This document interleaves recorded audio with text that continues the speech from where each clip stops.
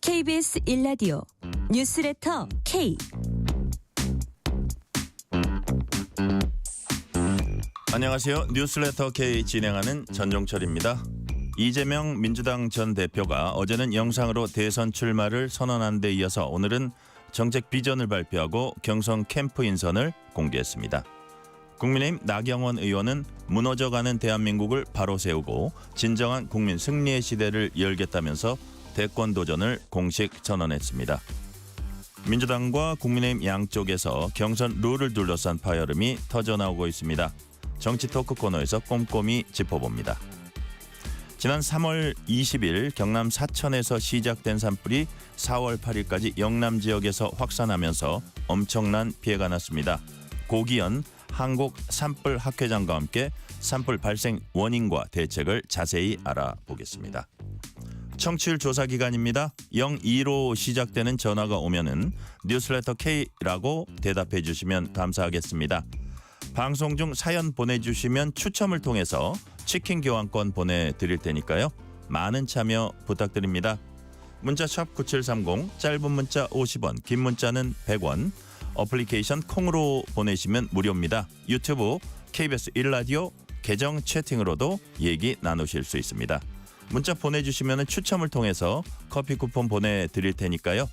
여러분의 이야기도 많이 들려주세요. 뉴스레터 K 지금부터 시작합니다.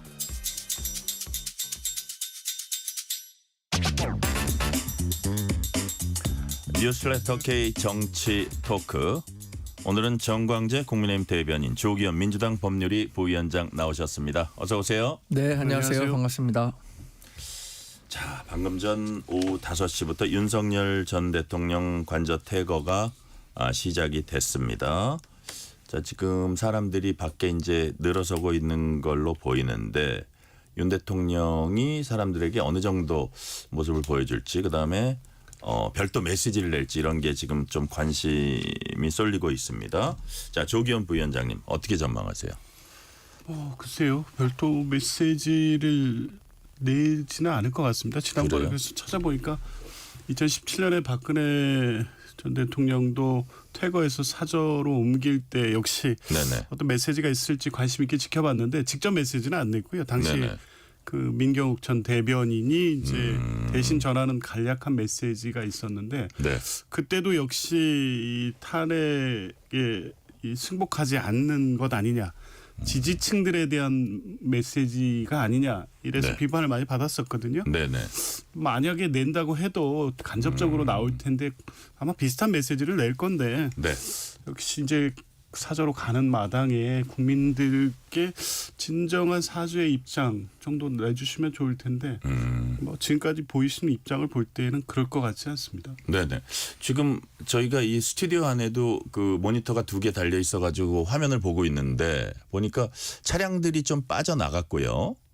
그 다음에 뭐 사람들이 좀 나오고 있고 이래서 윤 전 대통령이 지금 나온 건지 아니면 그 이전 선발부대가 먼저 나온 건지 저 정광재 대변인 보시기엔 지금 어떤 상황인 것 같아요? 처음 보니까 일련의 그 차량 행렬이 있고요. 네. 모여있던 사람들이 다 흩어지는 모습 보면 지금 화면상으로 나오는 것만 놓고 보면 윤 전 대통령이 차량을 통해서 관저 밖으로 예. 나왔고 지금 정문을 통과하려고 하는 것 지금 같은데요? 막 통과하려고 그러는 것 같아요. 네, 지금 열리고 아까 사람들이 나온 거는 이게 얼굴을 잠깐 봤으면 그 배웅은 끝났기 때문에 이제 나오기 시작하는 것 같고 네. 지금 저기 저 차량 오늘 같은데 예. 사실 어떤 식으로든 윤석열 전 대통령이 네. 입장 발표를 할 것 같아요. 지지자들에게 뭐 메시지를 전달하지 않을까 싶었거든요. 지금 근데 보니까 실제로 윤 대통령이 걸어 나오고 계시니까 관저 그 정문 앞에 차를 세우고 지지자들 앞으로 걸어 나오고 있군요. 네. 그러네요. 저희가 꼭 TV 방송 진행하는 것 같은데 여하튼 오늘 그 우리가 뭐 어떻게 메시지를 낼 것 같습니까? 라는 질문에 대해서는 저 정광재 대변인 지금의 모습을 봐서는 메시지를 내려고 나오시는 것 같은데 아니면 최소한의 어떤 인사를 하러 나온 것 같아요. 그런 것 같죠. 저는 여기 직전 방송에서 메시지를 따로 낼 것 같냐라고 앵커께서 물어봐서 저는 아마 오늘 집회 신청하고 네. 모여 있는 지지자분들에게 어떤 식으로든 뭐 메시지를 전하는 일이 있지 않겠느냐라고 예상을 했는데 네.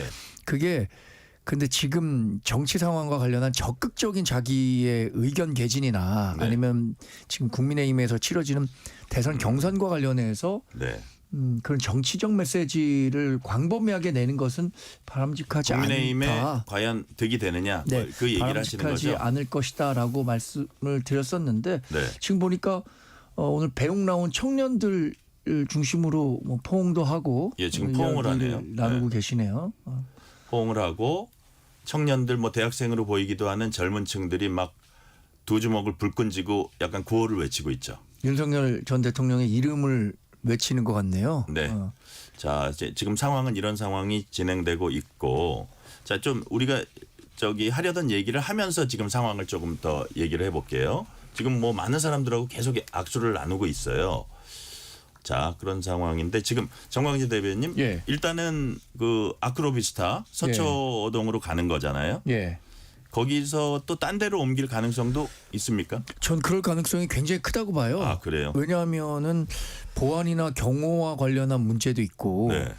윤석열 전 대통령 내분이 기르고 있는 반려견 반려묘가 11마리예요. 11마리. 예, 예. 근데 아크로비스타에 아무리 넓은 평수의 공동주택에 산 게 11마리나 되는 반려견 반려묘를 같이 데리고 살기가 쉽지 않을 것 같다라는 생각도 들고요. 네. 관리하기도. 그리고 경호 문제를 뭐 앞에 사무실을 빌려서 경호동을 마련했다고 하지만 장기적으로는 언제까지 계속 그렇게 할 수 있겠느냐. 네. 그렇다면 뭐 서울 시내는 아니더라도 조금 교외 쪽으로 규모가 있는 단독주택 정도 지금 뭐 이명박 전 대통령이라든가 박근혜 전 대통령 사저도 그런 형식으로 돼 있잖아요. 네, 네. 그런 정도의 곳으로 사저를 옮기지 않을까? 또 플러스 재판을 받아야 되기 때문에 너무 먼 곳은 아닌 곳으로. 네. 그죠? 외곽이라도 이렇게 뭐 서울 시내로 들어오기에 크게 불편하지 않은 것으로 그런 얘기도 나오더라고요. 네. 현실적으로 제가 알기로는 파면됐기 때문에 이제 국가 예산을 써서 사저를 짓거나 네. 하기가 어렵기 때문에 본인이 갖고 있는 사비로 아마 이 사저를 마련해야 될 건데 네. 그렇다면 뭐 교회 정도의 서울과 그렇게 멀지 않은 곳에 그런 후보지들을 물색하고 있지 않을까 싶습니다. 아, 그런 거예요. 자, 조기현 부위원장님은 지금 윤 전 대통령이 사람들하고 이제 꽤 많은 사람들하고 악수를 나누고 예. 있는 그런 모습인데 차를 타기 직전이 아닌가 싶은데 저런 거를 보면 무슨 메시지를 지금 직접적으로 육성으로 내려 그런 것 같지는 않아요. 지금 저런 모습 보고는 어떤 생각하셨습니까? 저 일단 보니까요. 저게 이제 뭐 지지자들이 와 있을 거라는 건 알고 있었을 텐데 네.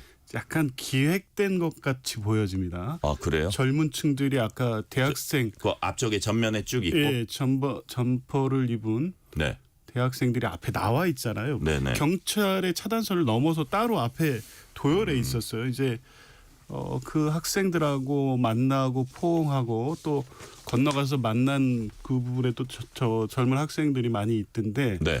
며칠 전에 나경원 의원을 통해서 나온 메시지인가요? 네네. 나는 뭐 감옥 가도 상관없지만 나라가 걱정이고 청년들이 걱정이다. 네.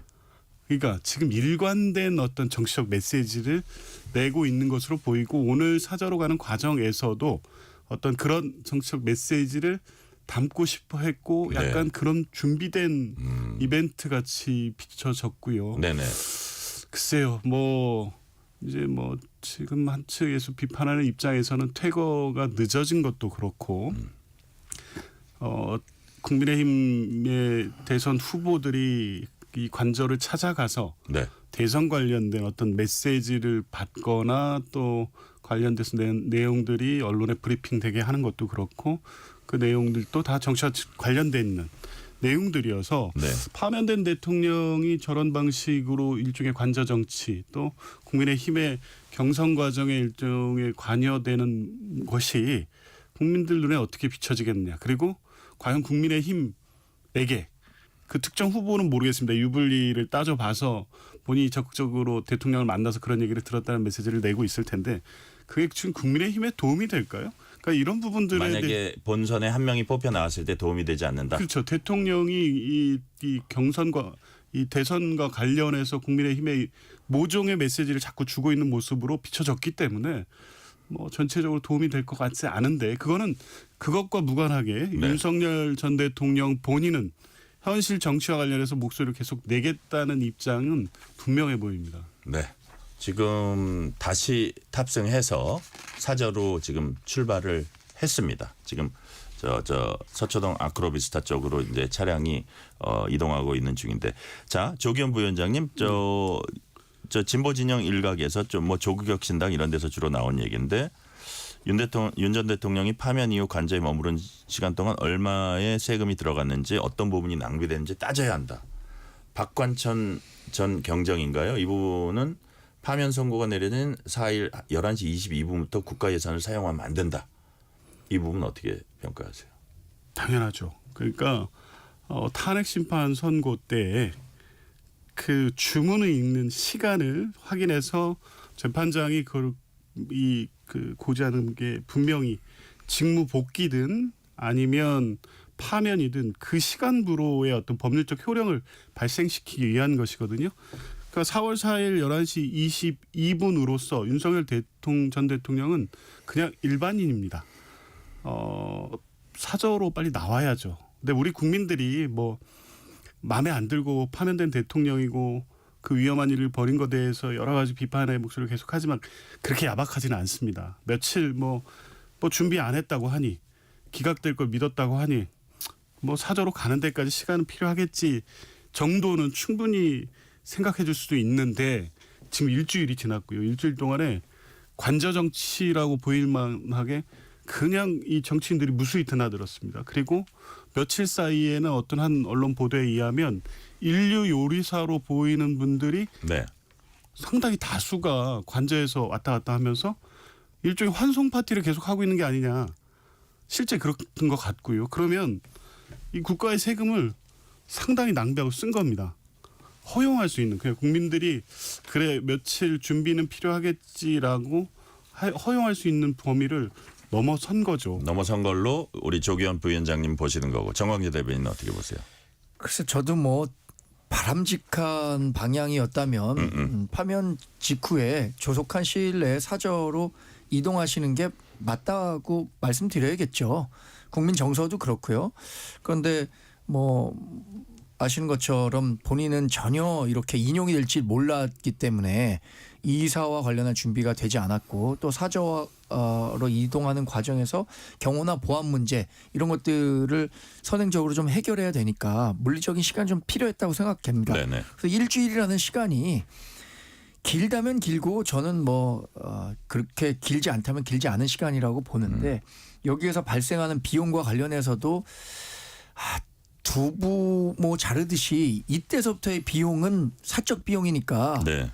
윤석열 전 대통령 부부 대회에게 몰려야 한다라고 한 게 또 국민 정서상 또 맞지 않는 부분도 있을 것 같고요. 그래서 약간 이중적입니다. 그러지 않았었다면 이런 논란이 없었겠지만, 이렇게 된 상황에서 파면된 대통령에게 또 뭐 그 비용까지 아니면 그것에 대한 법적 책임을 져라 이렇게 묻는 것은 또 너무 매정하다는 평가도 가능할 것 같아서 네. 그렇습니다. 자, 지금 윤석열 전 대통령 퇴거 메시지가 나왔는데, 사랑하는 국민 여러분, 오늘 관저를 떠납니다. 로 쭉 가면서 지난 겨울에 많은 국민들 그리고 청년들께서 자유와 주권을 수호하겠다는 일념으로 밤낮 없이 한남동 관저 앞 지켜주셨습니다.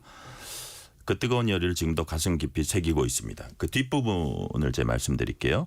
이제 저는 대한민국 국민의 한 사람으로 돌아가서 나라와 국민을 위한 새로운 길을 찾겠습니다. 국민 여러분과 제가 함께 꿈꾸었던 자유와 번영의 대한민국을 위해 미력 하나마 노력을 아끼지 않겠습니다. 다시 한번 감사드립니다. 미력 하나마 노력을 아끼지 않겠습니다. 정광재 대변인. 예. 무슨 뜻인가요? 정제된 메시지입니다. 제가 생각에 뭐 적극적인 정치 메시지를 담지 않았고, 뭐 헌재 메시지에 승복하지 않았다, 뭐 승복의 메시지를 내지 않았다라고 하는데, 네. 이 정도면 이제 본인이 대통령에서 물러나서 국민의 한 사람으로 돌아가겠다고 했으니까 거기에 방점이 찍혀 있다. 헌재 메시지에도 승복했다라고 볼 수 있을 것 같고요. 네. 결국 전직 대통령으로서 할 수 있는 일들이 분명히 있을 겁니다. 예전에 미국의 지미 카터 대통령인가요? 그분은 재임 중에 굉장히 인기가 없는 대통령이었는데 재선도 못했죠. 네. 예. 그러나 퇴임 후에는 세계 평화라든가 헤비타트 운동 벌이면서 존경받는 전직 대통령으로서의 길을 가기도 했죠.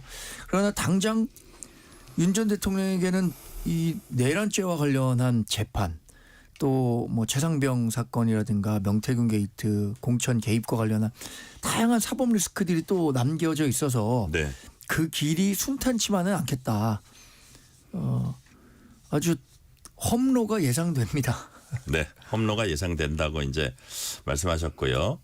자, 조기현 부위원장님은 미력 하나마 힘을 보태겠다. 이 부분이 그냥 일반적으로 얘기하는 수준입니까? 아니면 약간 정치적인 행위를 하겠다는 걸로 읽힙니까? 전 뭐 후자로 보입니다. 그래요? 그리고 이 서두의 내용 또한 지지자들에 대한 메시지잖아요. 그리고 마지막 부분도 나라와 국민을 위한 새로운 길을 가겠다. 뭔가를 하겠다는 의지가 엿보이는 그 내용인데 그러니까 지지자들에 대한 감사로 인사로 시작해서 나라와 국민을 위한 새로운 길. 그러니까 본인을 지지하는 사람과 뭔가를 할 것이다.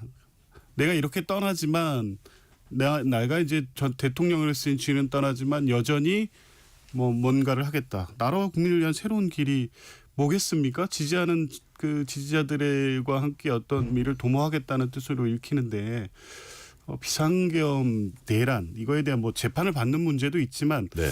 그런 인식을 갖고 계신 분이 과연 지지자들과 할 수 있는 일이 뭘까 좀 걱정이 되고요. 근데 본인이 그런 의지가 있다고 하더라도 정광재 대변인 말씀대로 지금 뭐 내란죄로 받아야 되는 재판이 있고 이후 뭐 수사받아야 될 대상이 한두 개가 아닙니다. 심지어 기소중지돼 있던 공직선거법도 받아야 되는데 이건 국민의힘의 발등의 불입니다. 이재명 대표 뭐 항소심 무죄 났지만 그거에 비교해 볼 때 허위사실 공표가 명백한 것이 이후에 도이치모터스 주가 조작 사건 재판이나 이런 과정을 통해서 확인이 됐습니다. 당시의 발언이 허위라고 볼 수 있는 이 사후적 내용들이 분명히 있어서 공직선거법 이 저는 국민의힘의 현실적 문제가 될 가능성도 매우 높고요. 이제 그런 전체적인 걸 고려하면 자숙하고 자중하고 국민들께 정말 진정 어린 사죄의 말씀 정도로 끝났으면 좋았을 텐데 여전히 뭔가를 하겠다는 망상 속에 있으신 게 아닌가 싶습니다. 네. 어제 대선 출마 선언했던 이재명 전 대표 오늘 국회에서 비전 선포식 열고 선거 임하는 포부 밝혔습니다. 이재명 전 민주당 대표 출사표 들어보시겠습니다. 전략적 눈높이로 세계 정세에 대응하며 변화에 가장 기민하게 대처하는 외교 강국. 양적 성장을 넘어 질적 성장을 주도하고 첨단 산업을 선도하는 경제 강국. 충돌하는 이해와 갈등을 슬기롭게 조정하며 사회적 대타협을 통해 함께 사는 세상을 만드는 민주주의 강국. K민주주의와 K컬처 콘텐츠, K과학기술과 K브랜드까지 세계의 문명을 선도하는 소프트 파워 강국. 이제 대한민국은 세계가 주목하는 퍼스트 무버로 거듭날 것입니다. 자, 지금 말씀 들어보니까 뭐 K 이니셔티브 우리가 이니셔티브를 쥐고 주도해 나가자 이런 분야가 많다 이런 말씀이신데 자, 정광재 대변인 예. 이 비전 발표식 어떻게 보셨어요? 하여튼 이재명 전 대표가 엄청나게 노력하고 있는 것 같습니다. 어떤 노력을 하고 있냐면 본인이 갖고 있던 뭐 이념 성향이 강하다든가 그리고 또 강경한 이미지 그리고 뭐 이른바 개딸들 같은 강성 지지자들을 보면서 하는 정치가 아니라 이제 중도와 보수로 가겠다. 지난번에도 한번 민주당은 이제 중도 보수 정당이라고 얘기했잖아요. 네. 이런 것들을 이미지를 연출하기 위해서 많은 노력을 한 것 같아요. 그런 전략의 기본에는 이런 판단이 있다고 봅니다. 자기의 왼쪽에는 더 이상 자기 표를 잠식할 후보가 없을 것이다. 그러니까 지난번 2022년 대선에서는 심상정 후보가 6%대 득표율로 결국에는 대통령 낙선하는데 결정적인 영향을 했는데 이번엔 뭐 조국 혁신당에서 유력 후보를 낼 것 같지도 않고 아마 그렇다고 하더라도 단일화 할 수 있다라는 자신감이 있기 때문에 네. 왼쪽에 있는 표는 모두 자기 표고 그래서 오른쪽에 가서 한 표라도 더 얻어서 지난번과 같은 실수를 하지 않겠다라는 의지가 아마 그 영상 메시지라든가 이번에 발표한 비전 메시지에 담겼을 것 같은데 네. 그럼에도 불구하고 이재명 대표에 대해서 갖고 있는 보수 진영과 중도 진영에서의 불신감 또 위기의식 이런 것들은 여전하기 때문에 결국 우리 당 후보가 확정됐을 때는 지금의 형성돼 있는 여론과는 확연히 달라진 모습이 연출될 것이다. 저는 그렇게 예상하고 있습니다. 네. 일단 조기현 부위원장님 오늘 그 비전 발표식은 어떻게 평가하세요? 그 슬로건이 네네. 있었죠. 이제는 진짜 대한민국, 지금은 이재명. 요거하고 실제 비전 발표의 내용으로 포함되어 있는 뭐 K 이니셔티브로 네. 대표되는 대한민국의 비전 또 그 뭐 앞서서는 위대한 대한민국 또 위대한 국민들에 대한 어떤 이 경외감, 존경감 표현 이렇게 연결되는 맥락들이 보면 네. 짧은 시간인데 잘 준비된 것 같아요. 그리고 그 내용들이 실제 이 캠프 인선에도 그대로 반영이 된 거 아니겠습니까? 뭐 친명, 뭐 비명, 비주류 관계없이 실제 이재명의 이 대선 비전을 가장 잘 실현하고 준비할 경선 캠프를 꾸렸다고 보여져요. 실용적인 캠프죠. 그 실용의 개파성을 좀 넓게 하려는 신경도 쓴 것 같다 그런 이거죠. 것도 분명히 있고요. 근데 이제 뭐 전체적으로 이번 대선에 출마하는 비전으로서 그 내용들은 의미가 있는데 네. 더 중요한 거는 사실 이재명 후보는 이재명 성남시장일 때 또 경기도지사일 때 이 사실은 바뀐 게 아닙니다. 일관되게 지금 얘기해 오고 있는 내용이 이번에 대선 비전으로 발표된 거지. 그때 성남시정을 펼쳐감에 있어서도 그렇고 경기도지사로서도 그렇고 매우 실용적이고 유능한 행적을 보였죠. 그게 이제 그 이후에 뭐 대장동 사건 등등 지난 대선 이후에 뭐 민주당 입장, 이재명 대표 입장에선 정치 검찰의 무리한 수사, 정치 보복적 수사 이런 걸로 해서 다 가려져서 네. 사법 리스크의 이미지만 이제 저쪽에서 계속 주장해서 남겨놔서 그렇지 실제 행정가 이재명의 능력은 이미 검증된 바가 있고요. 이제 대통령으로서 그런 부분을 실현하겠다. 그리고 대한민국이 더 앞으로 한 단계 더 나아가기 위해서 준비돼 있다. 네. 이런 부분을 안정감 있게 잘 보여준 것 같습니다.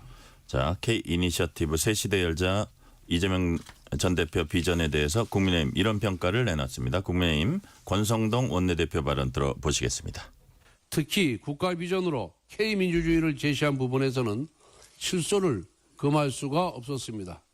이재명 대표는 숙청까지 불사하면서 민주당을 장악했고 그 민주당은 다수의 폭력으로 의회를 장악했으며 그 의회는 탄핵을 난사하면서 행정부와 사법부를 겁박했습니다.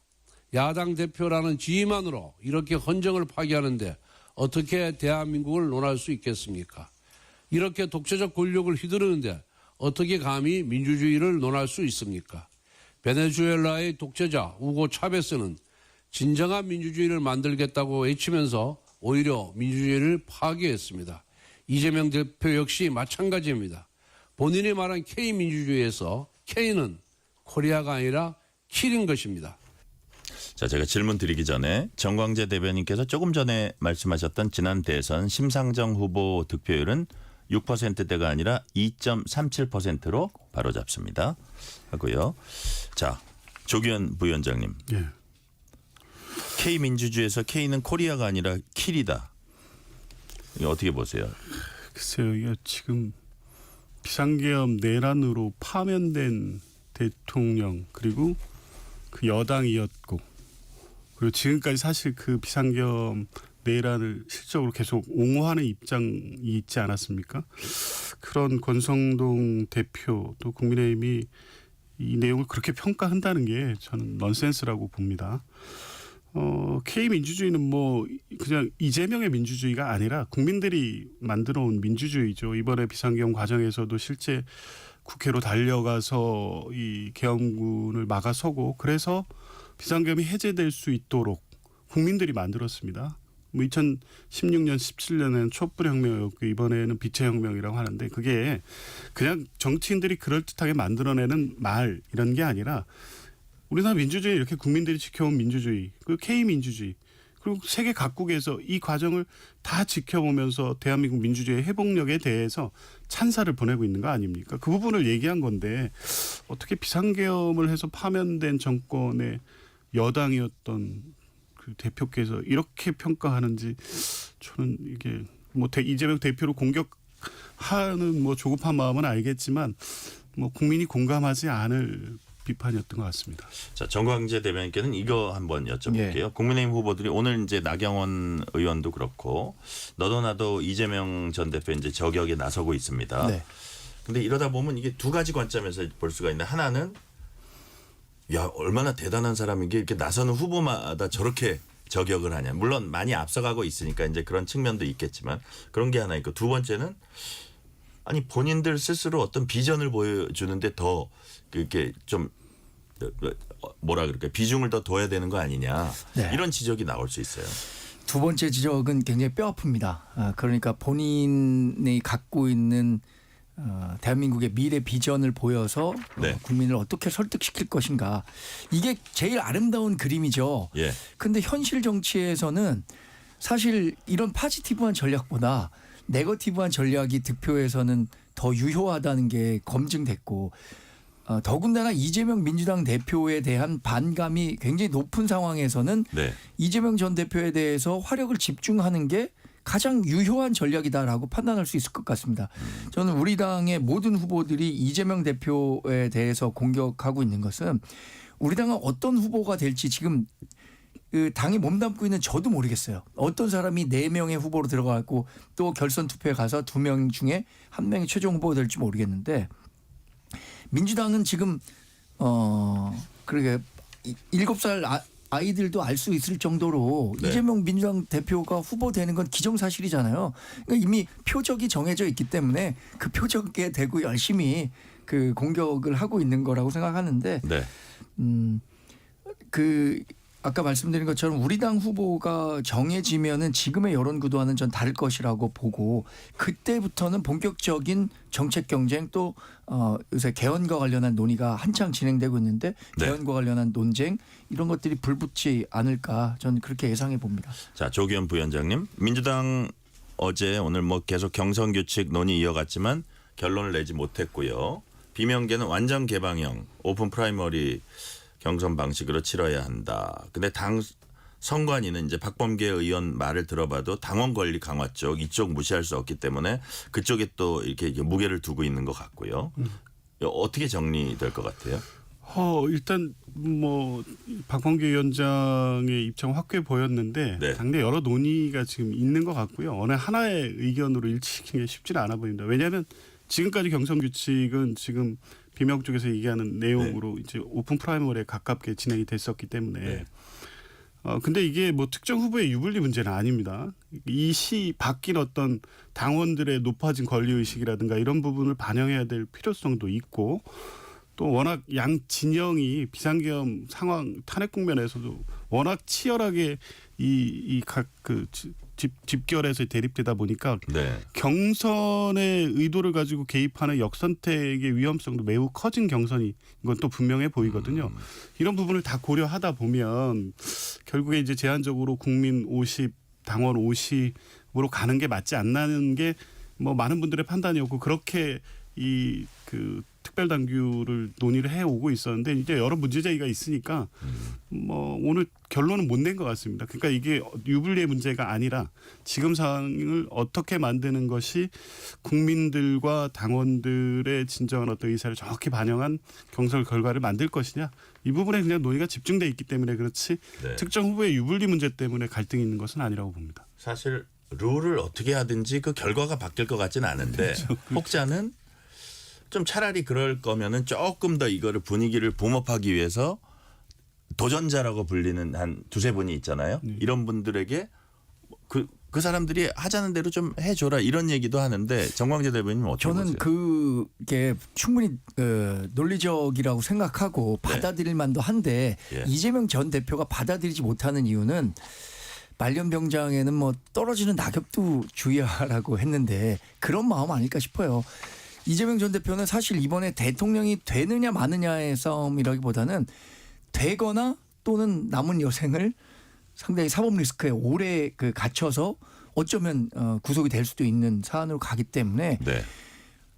어떤 식으로 제기될 수 있는 리스크라도 하나하나 다 줄이려고 하는 것 같습니다. 이게 사실 어느 방식을 쓰더라도 저는 이재명 전 대표가 후보 되는데 전혀 지장이 없을 것 같지만 네. 그래도 뭐 얘기하는 것처럼 뭐 역선택이 있을 수 있고 뭐 이런 식으로 생각하다 보니까 적어도 본인에게 위험한 길은 가지 않겠다. 이게 아주 명확한 것 같고 그걸 받아들이지 않는 게 어쩌면은 본인으로서는 자기 의지에 따라서 얼마든지 경선료를 관철시킬 수 있거든요. 지금 네네. 갖고 있는 당내 역학 구조를 보면. 아니 그거는 네네. 조기현 부위원장님. 예, 그거는 오늘 비전 발표 때 이재명 대표도 뭐 분명히 얘기했어요. 어떤 룰이라도 다 받아들이겠다고 했고 이재명 후보가 유리한 경선 룰을 관철시키기에 어떤 힘이 작동하고 있는 건 아닙니다. 네.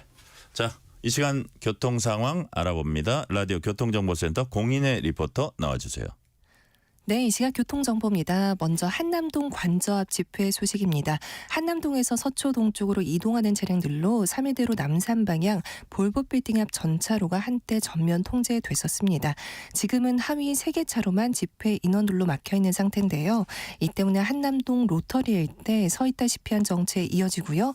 반대 한남대교 방향도 조금 전까지 같은 지점 전차로가 전면 통제됐었기 때문에 우회 차량들이 몰리면서 한강 이남 쪽 이동하시 동호대교와 반포대교 모두 답답합니다. 공항 쪽 올림픽대로 한강대교 부근 3차로와 강변북로 구리 쪽 한강대교를 지난 3차로에선 각각 사고 처리 중이고요. 고속도로 중에선 서울 쪽 서해안고속도로 서평택에서 8탄, 비봉과 금천 일대로 모두 30여 킬로미터 구간 꽉 막혀 있고요. 반대 목포 쪽 광명역 1, 2차로의 사고 여파 금천부터도 크게 받고 서평택 분기점 일대로도 갓길에서 정리 중인 화물차 사고의 영향을 받고 있습니다.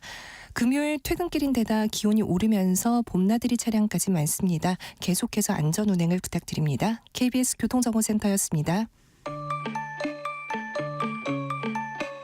퇴근길 당신과 함께 읽는 세상 이야기 KBS 일라디오 뉴스레터 K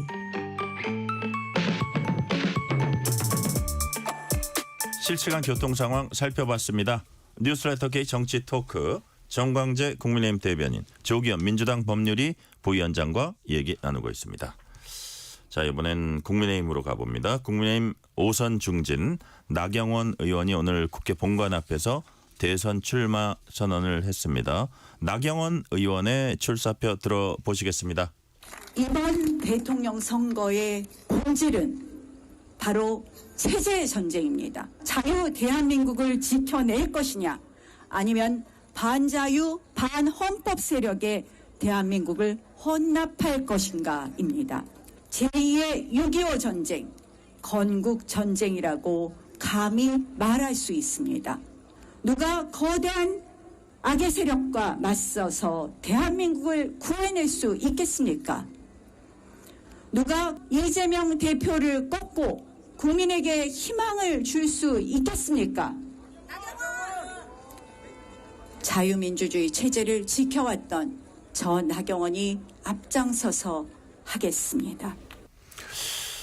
자, 건국전쟁이다, 체제전쟁이다, 뭐 이런 얘기들, 대한민국을 지켜내겠다 이런 얘기를 했거든요. 조기현 부위원장님, 요 발언 어떻게 보셨어요? 이번 그 대선의 의미를 이렇게 규정지었거든요.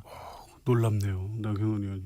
언제 뭐 지금까지 이 탄핵 국면에서 과정을 보면 윤석열 대통령의 강성 지지층과 같이 하고 있는 모습은 봤지만 출사표를 던지면서 체제전쟁, 제2의 6.25 전쟁, 거대한 악과 싸우겠다. 지금 국민 다수의 현실 인식과는 매우 동떨어져 있는 것 같습니다. 뭐 명확하게 이 메시지의 출발은 윤석열 대통령과 윤석열 전 대통령을 끝까지 지지하고 있는 일부의 뭐 국민들이겠죠.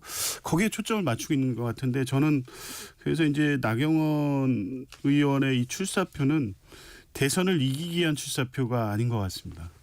그러니까 이번 이 대선을 계기로 해서 윤석열 전 대통령을 지지했던 이 보수의 이 극렬 지지층들 이것을 끌어안고 다음 스텝을 가기 위한 행보처럼 보여지죠.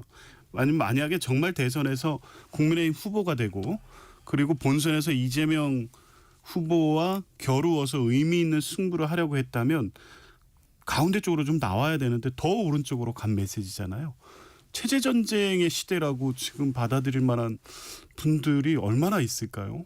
이건 뭐 의도적으로 이렇게 강경한 출사표를 던진 것의 의도는 뭐 선명성을 보여주는 것도 있지만 저는 뭐 이후의 행보를 위한 포석같이 보입니다. 자, 정광대 대변인님. 예. 최근 한남동 관저 차담에서 윤 전 대통령이 나경원 의원에게 대선 출마 권유한 걸로 전해졌다. 이런 이제 보도가 나오게 해서 네. 윤심이 출마 배경이냐 뭐 이런 기사들을 이제 언론들이 많이 썼는데 예. 정작 나 의원은 윤 대통령 말씀으로 결심한 건 아니다. 또 이번 대선에서 윤 전 대통령 끌어들이는 건 좋지 않다. 이런 취지로 이제 얘기를 했다고 해요. 예. 자, 그렇다면 나경원 의원의 스탠스는 또 거기에 강성 지지층에 기대는 것도 아닌 것 같고 어떤 스탠스 같아요? 나경원 의원과 윤석열 전 대통령이 나눈 대화 내용이 알려진 거는 당연히 뭐 나경원 전 의원이 이런 얘기를 나눴다라고 했으니까 아마 언론에 보도가 됐을 거고 대선 출마와 관련해서 뭐 말씀을 하셨다. 네. 그게 결정적인 요인이었는지 아니었는지는 뭐 본인만 알겠지만 그게 영향을 안 미쳤을 수는 없겠죠. 그 객관적인 정황을 놓고 봤을 때. 네.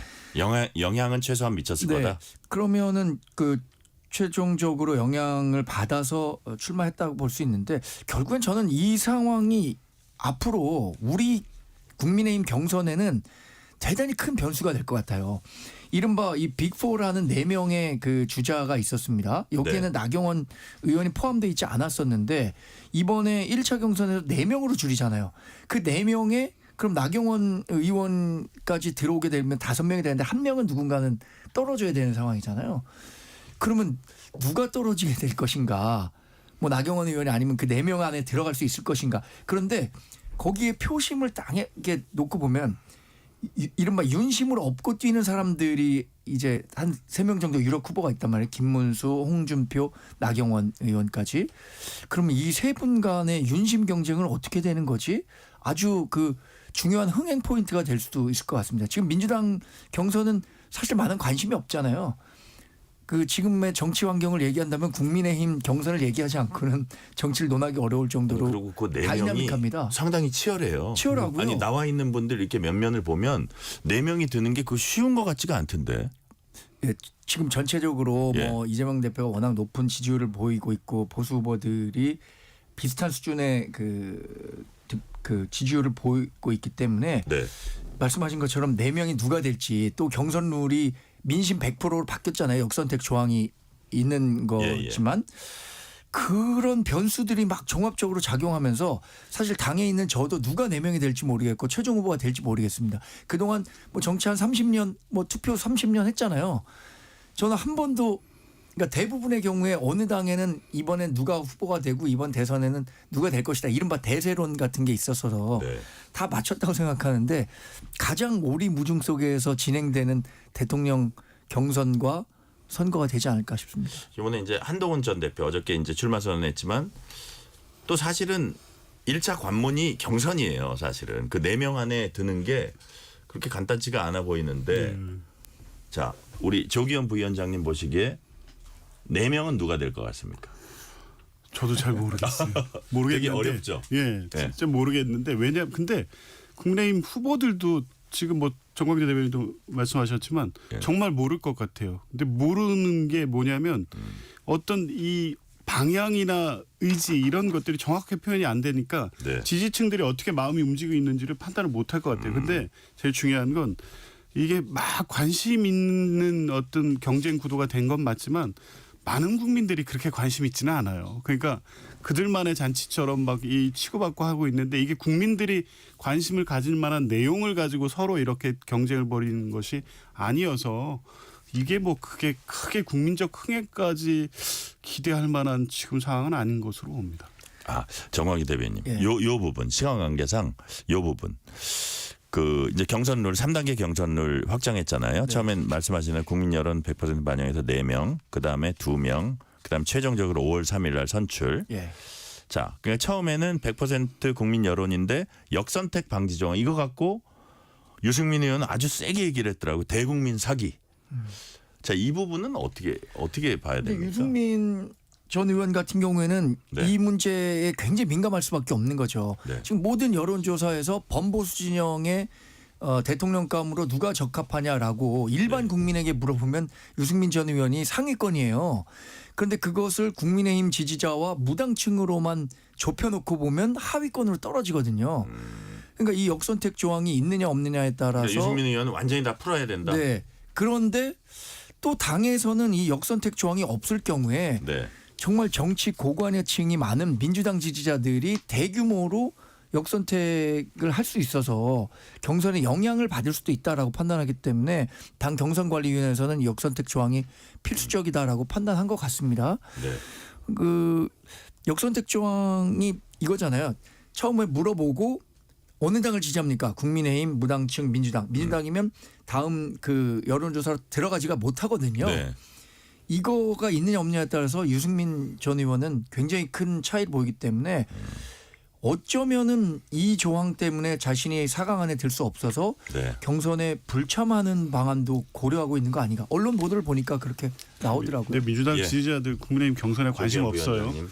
역선택 적극적으로 하지도 않아요? 네, 하지도 않아요. 그것까지 고민할 일도 아닌 것 아니, 같은데. 너무 자신 있는 거 아니에요? 아니 자신 있는 게 아니라 예. 어떤 의도를 가지고 이 경선 룰을 지금 이 국민의힘이 고민하는 것 같아서 말씀드립니다. 그렇게까지 고민할 필요 없다. 네. 사실 민주당 지지자들 중에는 이쪽에 그렇게 관심 없다는 말씀해 주셨고 국민의힘 호남 지역 당협위원장들이 한덕수 권한대행 대선 출마 건의하는 국민의힘 안팎에서 한덕수 차출론 거론되고 있습니다. 이에 대한 민주당 입장 들어보고 얘기 나눠볼게요. 김민석 최고위원 얘기 들어보시겠습니다. 내란당 국힘의 주류가 내란대행 한덕수 후보 만들기에 들어갔습니다. 대선 승리보다 당권 장악을 노리는 당권파의 유혹에 취한 한덕수 대행은 노욕에 빠져 위헌 월권의 헌재 쿠데타에 이어 트럼프 통화까지 팔아가며 출마 장사 언론 플레이를 시작했습니다. 우후죽순 내란 승계 후보군에 노욕의 내란 대행 후보까지 거론되는 국힘당이 딱합니다. 자, 이거 얘기 들어보면 발언의 수위가 그 워딩 단어의 선택이 되게 세요. 노욕, 출마 장사 뭐 이런 것들 쭉 이제 있습니다. 자, 조기현 부위원장님, 민주당에서 보기에는 어쨌든 이게 뭐 후보로 부상하는 거에 대한 어떤 경고입니까? 아니면은 그동안 최근에 그 한 대행이 보인 어떤 행위에 대한 어떤 경고입니까? 뭡니까? 두 가지 다죠. 다예요. 그러니까 한덕수 권한 대행은 사실은 이 대선 후보로 출마를 검토한다는 것 자체가 있을 수 없는 일이라고 보는 거죠. 지금까지 비상계엄 탄핵 국면에서 보였던 행보 그리고 최근에 2명의 재판관에 대한 지명 등등 사실 뭐 비상계엄부터 지금까지 계속 위헌적 행위를 서슴지 않고 했다고 보는 거예요. 그런데 그 행위의 바탕에서 대선까지 나가보려고 한다? 이 자체가 뭐 용납될 수 없다고 봐요. 그렇게 감정적으로 일단 그런 게 있고 두 번째 그 과정에서 이 가장 중요한 트럼프와의 통화 이 내용을 사실 그 총리실 측에서 여론에 이렇게 흘리면서 여론 떠보게 하는 거 아니겠습니까? 그러니까 마치 거기에서 굉장히 중대한 내용들 뭐 28분 통화였으니까 사실상 어떤 결론을 내는 협의는 아니었지만 뭐 관세, 방위비 분담, 뭐 알래스카 가스관 또 LNG 수입 이게 대한민국 국익과 관련된 제일 중요한 의제들에 대해서 트럼프가 마구 던졌을 거예요. 그러니까 그 얘기를 해놓고 트럼프는 기분이 좋아가지고 뷰티풀 뭐 등등등 이런 얘기를 하고 있는 건데 그 대화에서 그 대화 좋은 대화였다고 얘기는 하지만 실제 그 대화에서 지금 한덕수 대행증이 뽑아낸 거는 뭐냐면 대선 관련된 언급을 그거를 이 소재로 삼아서 지금 대선 행보를 해볼까 하고 고민하는 거잖아요. 그러니까 이런 행태를 보이고 과거에 그 위헌적 행위를 계속해왔던 한덕수 권한대행이 뭐 대선 후보로 가려고 하는 것 자체가 네. 이 민주당으로서는 그 받아들일 수도 없고 허용돼서도 안 된다는 입장이어서 그냥 이건 안 된다 이겁니다. 그냥 뭐 이거에 따라서 대선 구도가 바뀌고 이런 부분은 사실은 전혀 신경 쓰지는 않는데 이런 게 허용이 된다는 것 자체가 국가와 국민을 위해서 바람직하지 않다. 네. 자, 정광훈 대변인 예. 이런 것이 허용되는 것 자체가 국가와 국민을 위해 바람직하지 않다고 이제 말씀하셨는데 실제로 국민의힘 내부 분위기 뭐 한덕수 차출론에 대한 국민의힘 내부 분위기는 어떤지 그리고 보시기에 가능성 좀 있다고 보세요? 처음에 그 한덕수 권한대행의 차출설 또는 추대설 이런 것들이 나왔을 때 저는 당내에 이런 여론이 이렇게 많은가라고 조금 의구심을 가졌었는데 이게 한번 불이 붙기 시작하니까 계속 번지는 거예요.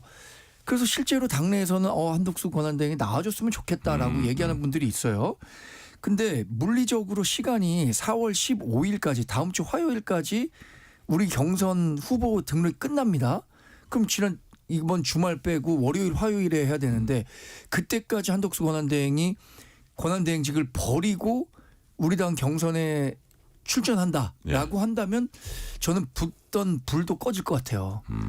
아니 대통령 권한대행으로서의 임무를 충실히 해야지 이 경선에 뛰어든다고 이렇게 생각하는 사람들이 많아질 것 같아갖고 저는 현실적으로는 우리 당 경선에 바로 뛰어드는 것은 어렵다고 보는데 다만 5월 4일부터 이 공직자 30일 규정이 적용되기 때문에 5월 3일까지 그만두면은 무소속으로는 얼마든지 출전이 가능하거든요.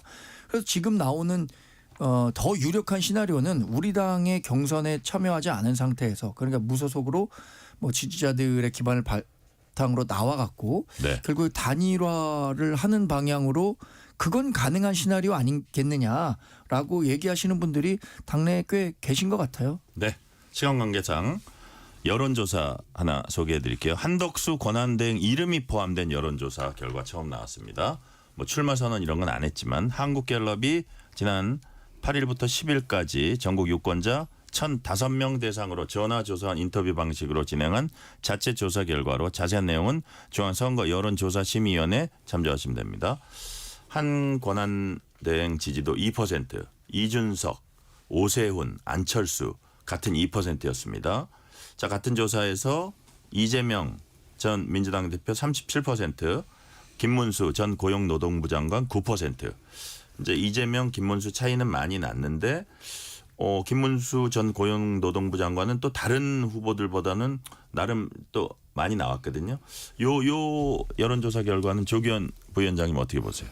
일단 그 김문수 전 고용노동부 장관은 그 탄핵 선고 직전이 최고치였다고 보고요. 아마 경선 과정에 들어가면 상승 요인이 그렇게 없어 보입니다. 그게 이제 여론에 이제 반영되기 시작했다고 보여지고 한덕수 총리가 포함된 여론조사가 처음 나왔는데 이게 갤럽 여론조사는 주관식으로 쓰게 돼 있어서 실제 어느 정도의 관심이 있는지 그리고 여론조사 시점이 막 대선 출마를 할 수도 있다는 여론이 생긴 시점 이후여서 정확히 반영은 안 된 것 같은데 2%가 뭐 어느 정도 향후 파괴력이 있을지 좀 지켜봐야 되겠는데 저는 크게 한덕수 총리가 예를 들면 중도 확장성을 갖고 있어서 국민의힘의 어떤 지지층 내와 좀 다른 플러스 알파 효과가 있다면 모를까. 근데 그런 것 같지는 않아요. 그렇다고 보면 실제 2%보다는 더 나올 가능성은 있는데 이후에 후보 단일화, 무소속 출마 후보 단일화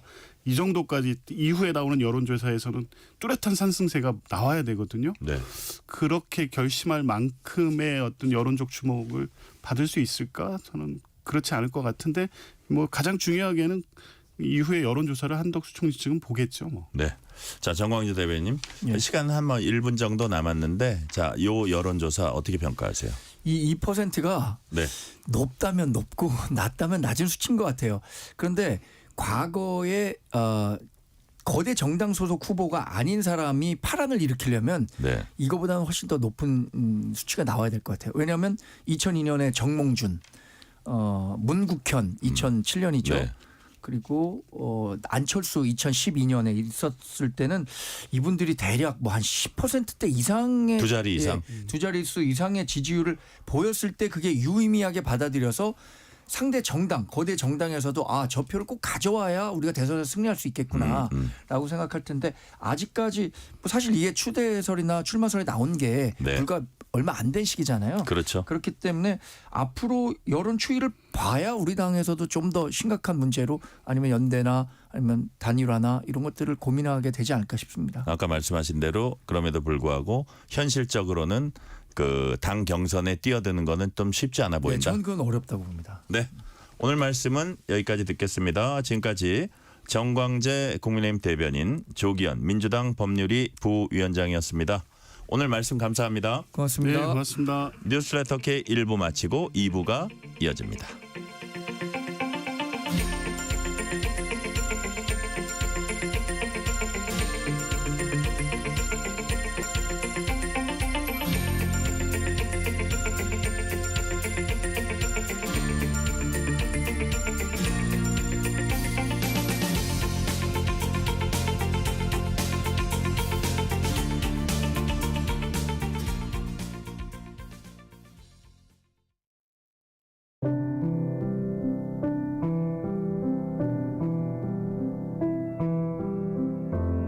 KBS 라디오 연중기획 희망충전 대한민국 633번째 이야기.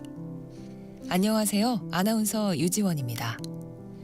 17살 유찬이의 어린 시절은 어둡고 긴 터널과도 같았습니다. 3살 무려 부모님의 이혼과 12살 되던 해 아버지가 스스로 목숨을 끊으며 유찬이의 마음속엔 큰 상처가 남았는데요. 고모는 외롭게 남겨진 유찬이를 끌어안았고 지금까지 엄마와 아들로 함께 살고 있습니다. 고모의 헌신과 사랑에 보답하듯 늘 상위권의 성적을 유지해온 유찬이. 수급비로 생활하는 고모의 상황을 알기에 유찬이는 최대한 무료 강의를 찾아서 공부해 왔는데요. 그런 유찬이가 대견하고 고맙기만 한 고모. 좀 더 뒷받침을 못해주는 어려운 현실이 가장 아쉽고 안타깝기만 합니다. 좋은 대학에 합격해서 꼭 고모께 효도하고 싶다는 유찬이의 바람이 이루어질 수 있도록 여러분의 응원과 격려를 보내주세요. 여러분의 따뜻한 손길이 희망의 빛이 됩니다. ARS 060-700-1580 060-700-1580 한 통화 3,000원으로 희망을 선물해 주세요. KBS 라디오 연중기획 희망충전 대한민국은 초록우산 어린이재단, 인탑스 주식회사 그리고 청취자 여러분과 함께합니다. ARS 060-700-1580 한 통화 3,000원입니다.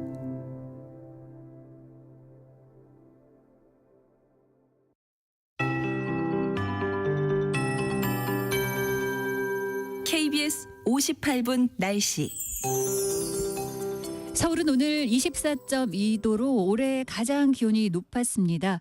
볕이 뜨거운 하루였지만 내일은 흐려지고 오후부터 비가 지나겠습니다. 내일 오전에 제주에 먼저 비가 내릴 전망입니다. 오후부터 밤사이 그 밖에 전국으로 비가 확대되겠고 내일 늦은 밤 기온이 떨어지는 강원 산지는 비나 눈으로 예보가 됐습니다. 특히 이번 비나 눈은 글피까지 이어지는 곳이 대부분이 되겠습니다. 따라서 내일은 기온이 오늘과 거의 비슷하거나 약간만 떨어지는 정도로 평년보다 높겠지만 내일 밤부터 찬 공기가 들어와 기온이 떨어져 일요일과 월요일 이틀간 비나 눈이 오면서 추워질 전망입니다. 이틀간 옷차림에 주의하시고요. 화요일부터는 점차 나아지겠습니다. 예상 강우량 살펴보겠습니다. 일요일까지 서울 등 중부지방 대부분 5에서 20mm인데요. 서해 5도나 남부지방은 5에서 50, 제주는 20에서 80, 산지로는 최고 100mm 이상으로 이번 비는 제주에 주로 집중이 되겠고요. 강원 내륙과 산지는 일요일에 1에서 5cm의 눈으로도 예보가 된 상황입니다. 특히 내일 오후부터 비가 내리면서 바람도 강해지겠고 돌풍, 천둥, 번개도 예상됩니다. 해상의 물결도 높겠습니다. 비 오기 전까지 일부 대전, 충북 일부, 경북권 내륙으로 건조하겠습니다. 지금 서울 기온 22도입니다. 최영우였습니다.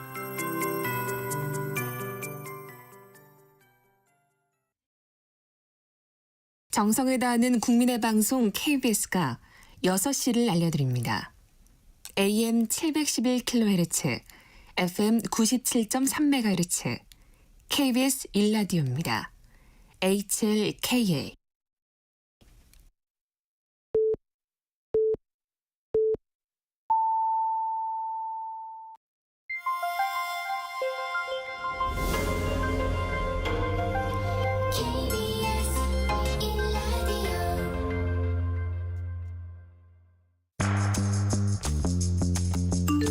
여러분은 지금 퇴근길 시사편지 한 장, KBS 1라디오 뉴스레터 K를 듣고 계십니다.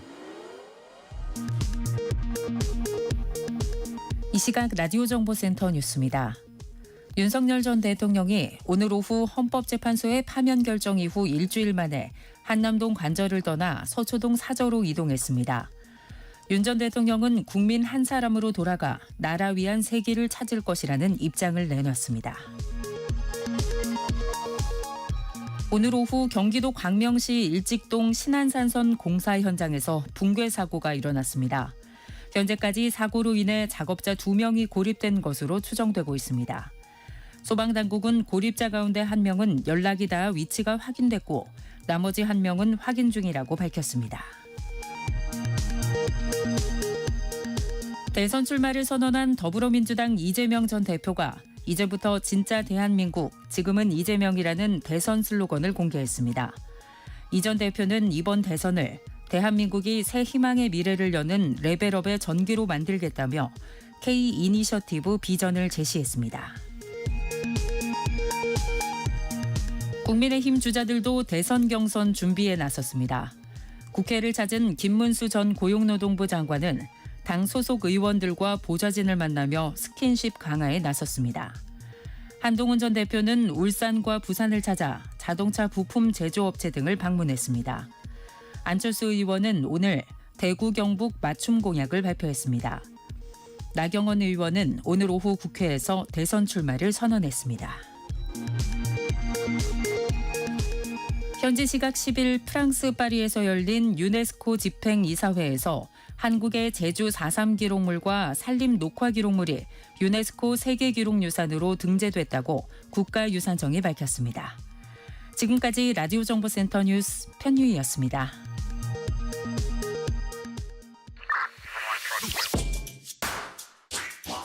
뉴스의 진수를 보여주는 인터뷰, 뉴진수.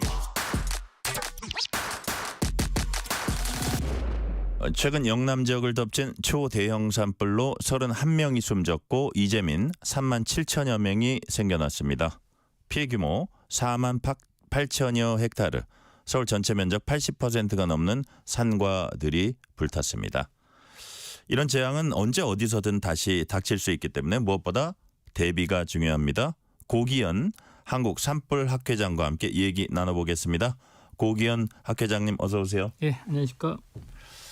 자, 고기현 회장님께서는 오랜 시간 이제 공직자로서 산림청에서 일을 하셨습니다. 최근에 한국 산불학회 2대 회장으로 이제 취임을 하셨는데, 그럼 산불학회라는 게 그렇게 오래된 것 같지는 않은데 한국 예. 산불학회 어떤 일을 하는 것입니까? 예. 이름에서 또 암시하듯이 산불로부터 숲을 보호하는 데 있어가지고 네. 연구와 또 기술 또 시스템이 중요하거든요. 그래서 이런 부분들이 그 학술 활동을 통해서 연구 개발을 하고 네. 세미나도 하고 하면서 당국을 또 산불을 관리하는 기관들에게 중요한 정보도 주고요. 네네. 또 시민들한테도 산불의 위험에 대해서 알리는 그런 역할을 하고 있습니다. 그러니까 이게 내 보니까 어떤 느낌이 드냐면 뭐 예를 들어 정치학회다, 경제학회다 이런 데는 물론 뭐 거기도 뭐 정치계의 어떤 재연도 하고 하겠지만 직접적인 연관이 좀 덜한데 그냥 그야말로 학문 그 자체인데 여기는 아무래도 좀 실제 정책을 집행하는 데하고 계속 유기적으로 좀 연관이 돼 있을 것 같다는 생각이 듭니다. 예, 그렇습니다. 예. 뭐 화재 이론 또 산불의 이론 네. 뿐만 아니고 산림의 그런 연료 상태 이런 것들을 또 조사하고 네. 또 연구하고 해서 이런 것들이 좀 정책에 좀 쓰이도록 하는 부분이니까 네. 여느 학회하고는 좀 다를 수가 있죠. 네.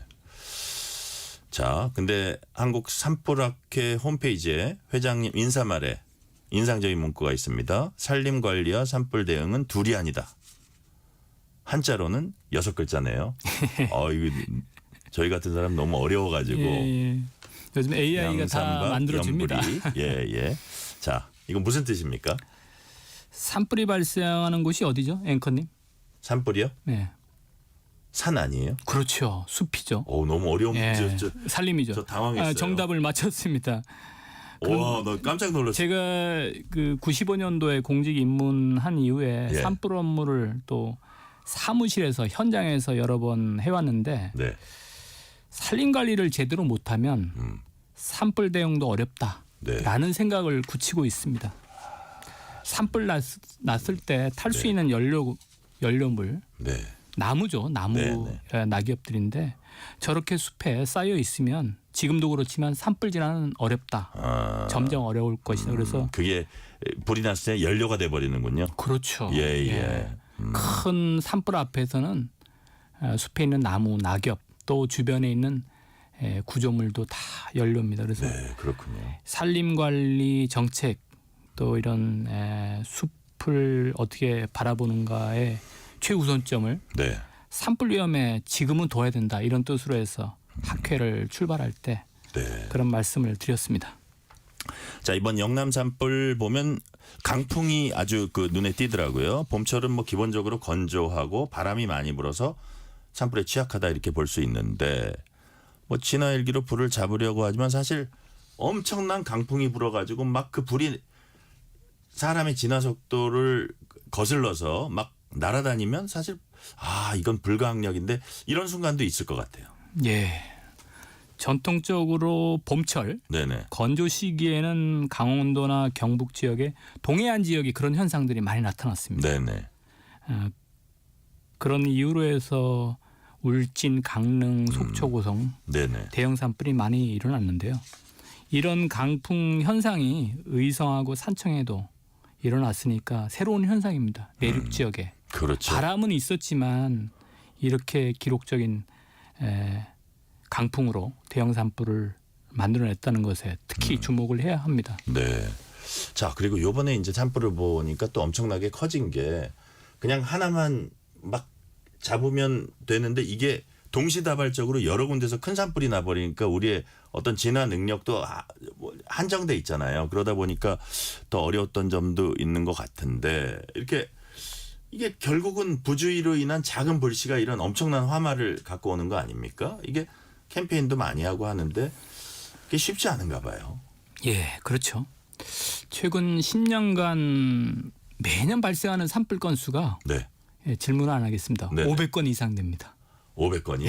저 물어보셨으면 대답 못했어요. 500건 이상 감사합니다. 되는데 이 중에서 대형 산불이 동시다발적으로 일어나면 진화 자원을 배분하고 조기에 진화하는데 굉장히 어렵습니다. 그래서 발견이 늦어서 또 대응이 늦기 때문에 또 산불이 대형화된다 이렇게 말씀드립니다. 네.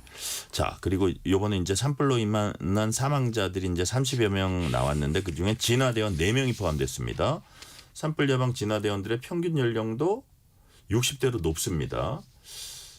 이게 왜 약간 뭐라 그럴까요? 인구 구조랄까 이런 것들이 왜 이렇게 젊은 분들을 충원하기가 쉽지가 않나요? 왜 그렇죠? 그렇죠. 산불이 일어나는 지역이 뭐 도시에도 일어나지만 대부분 또 산림 면적이 많은 지역이 또 농촌 지역이고 또 인구 과소화 지역이거든요. 그래서 진화 인력을 또 감시 인력을 선발해서 또 배치를 하는 데는 그런 연령 구조 이런 것들이 영향을 미칩니다. 그래서 고령자들이 채용이 되고 있다 이렇게 말씀드립니다. 자, 우리 박 회장님께서 산림청에 이제 재직할 때 여러 주요한 이제 보직을 거치셨는데 그 중에 하나가 제가 정확한 명칭은 아니지만 항공본부장 그런 산림 항공본부가 있습니다. 그렇죠. 산림 항공본부장을 네. 이제 하셔서 그래서 제 생각에는 우리가 말한 어떤 진화 헬기나 이런 것들을 뭐 총괄하고 그러실 것 같은데 네.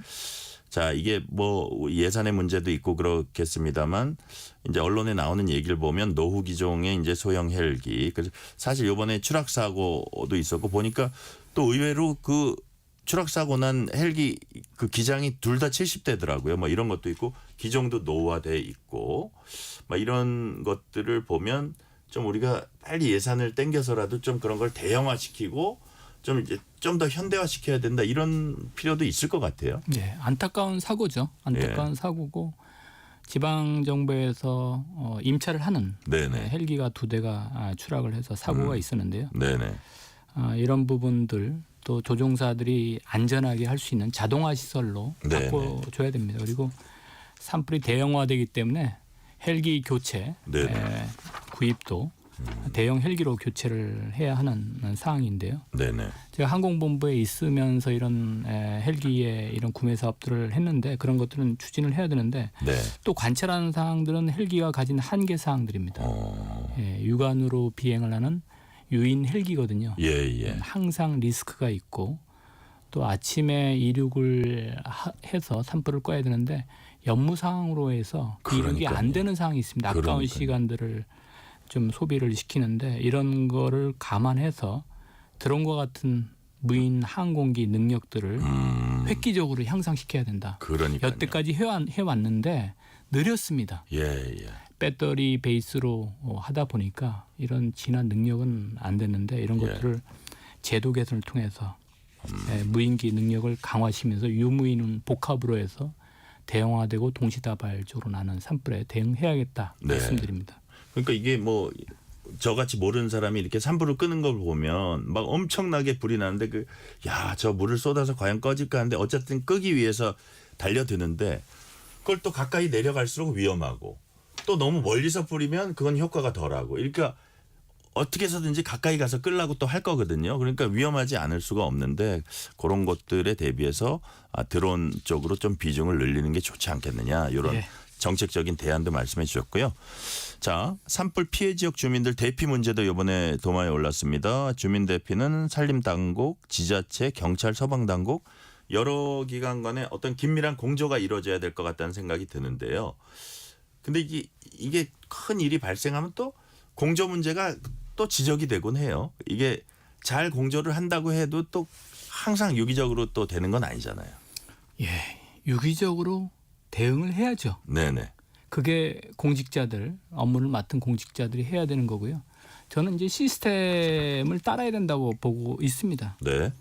지자체 등 중앙부처 등 산불 대응이 또 재난이기 때문에 재난 관련된 법들이 있거든요. 규정들이 있거든요. 그래서 그런 것들을 지켜야 된다 말씀을 좀 드리고 산불이 당초 발생하는 곳의 진화, 또 주택 시설 보호, 또 주민 대피, 또 문화재 보호 같은 다양한 임무들이 대형 산불에서는 발생을 하거든요. 네네. 해야 될 임무들이. 그런 것들을 한 기관이 못하기 때문에 공조를 해야 됩니다.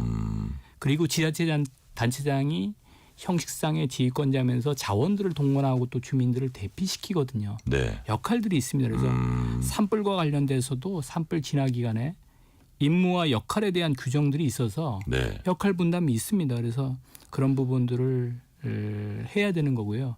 안 지켜졌다 하면 그거는 다시 해야 되는데 이 순환보직하는 공무원들의 재난 대응 임무를 맡기기 때문에 직원들이 임무에 대한 경험이나 지식이 없을 수가 있습니다. 그래서 보완책으로 해서 산불 같은 경우는 산불 재난 위기 대응 실무 매뉴얼이 있고요. 실무 매뉴얼. 또 지자체에는 산불 재난 행동 매뉴얼이 있습니다. 네네. 이런 부분들을 실전 산불이 났을 때 익히는 것보다 평소에 이 업무를 맡은 사람들은 다른 업무를 줄여주면서 이 업무에 숙지를 하면서 이미지를 그리면서 실제 산불이 났을 때 유연성을 발휘하면서 대처를 하면 되거든요.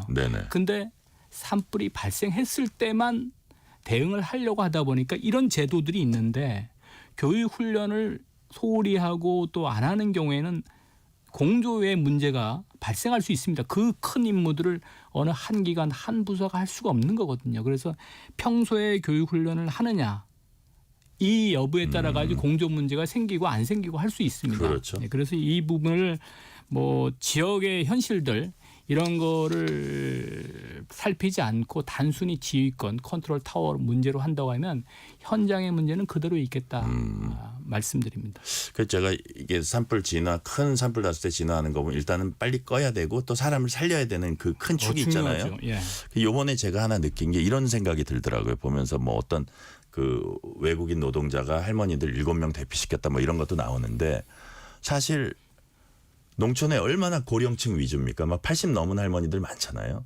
그분들한테 문자 딱 보내놓고 만약에 그분들을 직접 안 데리고 오면 사실은 이게 되게 위험하거든요. 그래서 문자는 문자대로 보내는데 사실 문자 안 보시거든요. 잘 그 급하게 또 공무원이 됐건 누가 됐건 그거는 직접 가서 데려오는 이게 좀 체계적으로 돼야 되지 않을까 이런 생각이 들더라고요. 할 수 있습니다. 할 수 있어요. 제가 민방위 훈련을 이렇게 관찰을 하는데요. 네.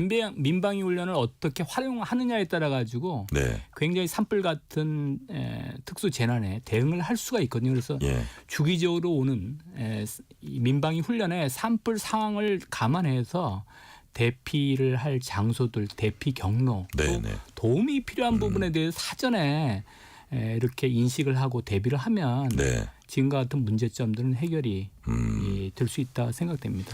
그리고 이제 우리가 임도 얘기를 많이 하더라고요. 임도가 잘 나 있으면 위에서 끄는 거 플러스 지상에서도 같이 그 협력을 해가지고 더 빨리 끌 수 있다 하는데 임도가 현실적으로 사유지가 많아가지고 그거 내는 게 생각보다 그렇게 쉽지 않다면서 이걸 어떤 식으로 행정력으로 좀 이렇게 그 극복을 할 수 있을까요?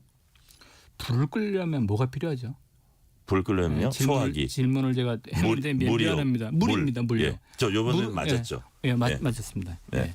물을 나르려면 그 긴 거리를 차량으로 이동을 해야 됩니다. 네. 그래서 길이 필요한 거거든요. 그렇죠.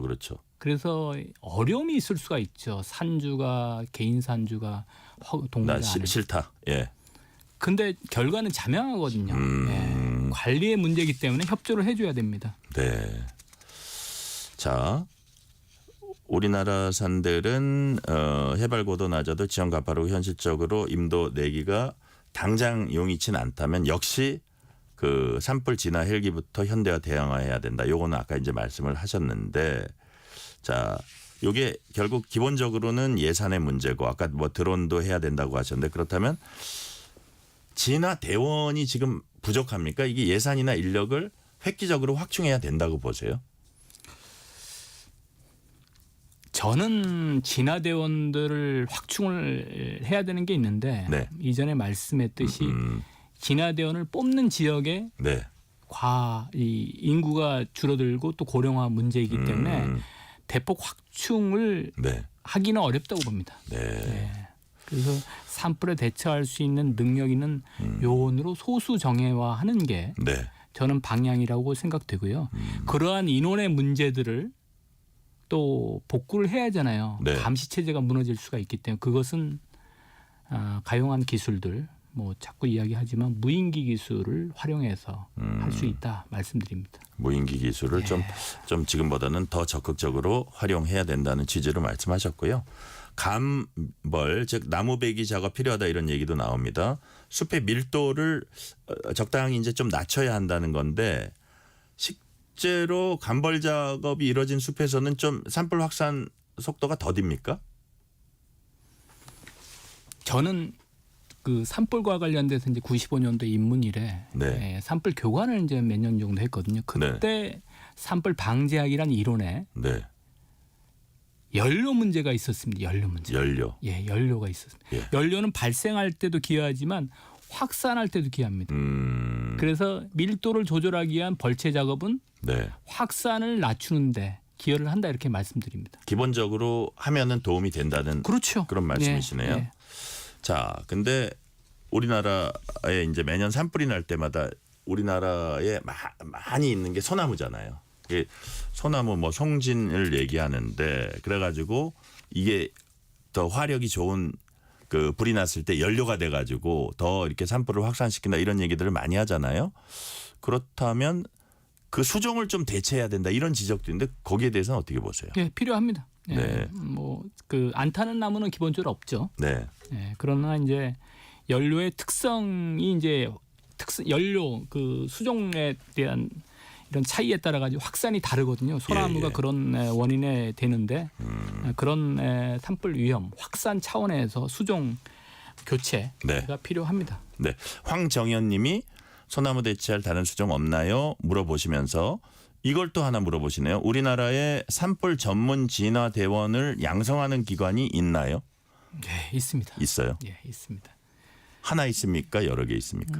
산불 방지 기술협회 네네. 에서도 산불에 대한 기본적인 진화대원들 교육을 시키고요. 예. 또 지휘관 교육도 또 산림청 교육원에서 시키고 있습니다. 그리고 또 산불을 산림청 직원뿐만 아니고 산림청 개통뿐만 아니고 시설, 가옥, 인명대피 이런 거와 관련돼서는 소방부서에서 또 전문적인 또 기술을 갖고 또 장비가 다릅니다. 그런 분들이 또 하기 때문에 협업을 통해서 하는데 산림 내에서의 산불 진화를 위해서 또 전문 인력들도 양성한다 말씀드립니다. 네, 진화를 위한 전문 인력 양성하는데 지금 저 회장님께서 말씀해 주신 게 산불 방지 기술협회, 그다음에 산림청 교육원 혹은 소방 파트, 소방 당국에서도 이런 인력을 양성할 수 있다. 되게 이제 관심을 가졌으니까 이제 물어보신 것 같고요.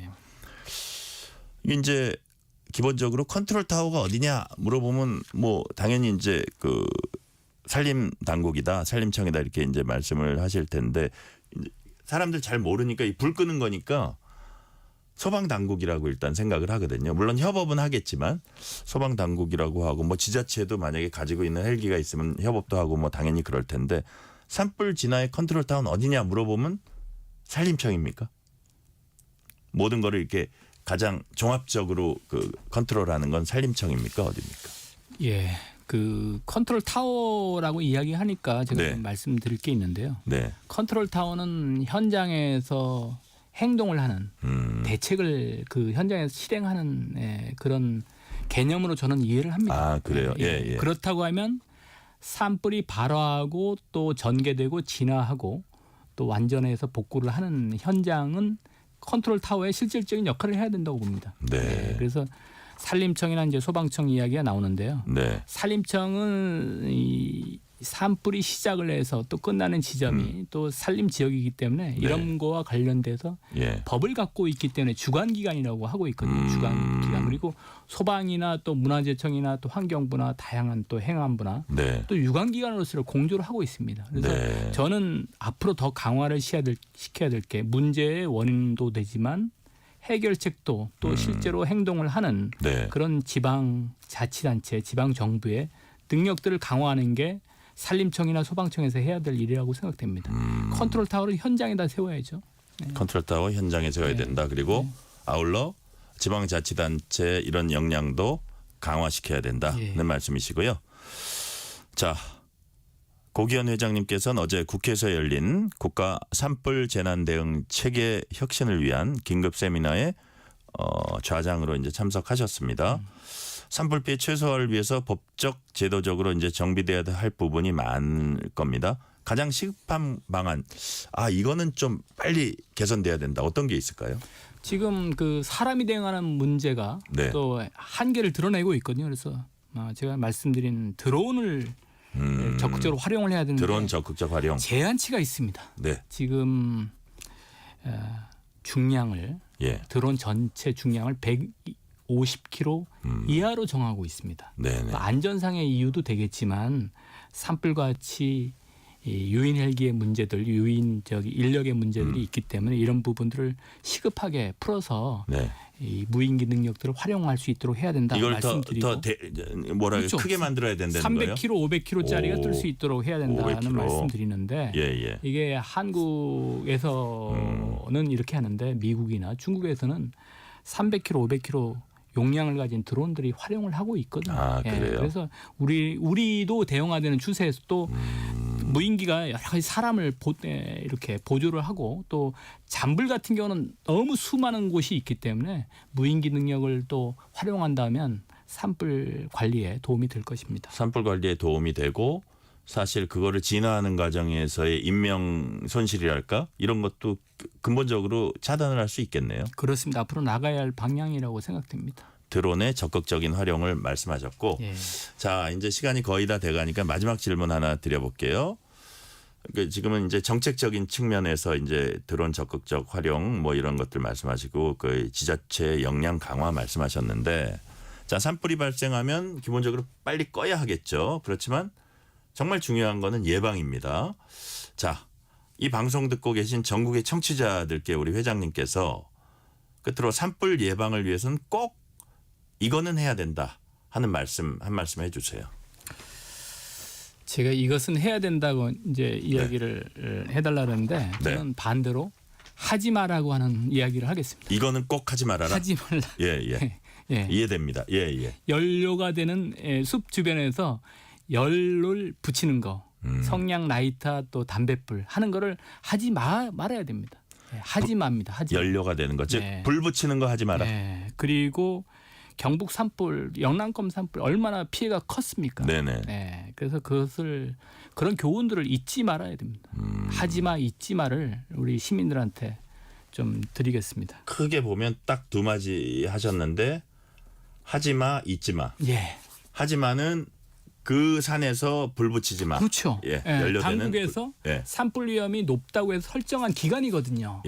입산 금지도 하고 그런 지역에 들어가면서 또 불 피우는 행위는 이중으로 해서 위반을 하는 거거든요. 그래서 이 영남권 산불에서 큰 피해를 입혔기 때문에 잊지 말아야 됩니다. 이런 교훈들을. 그렇죠.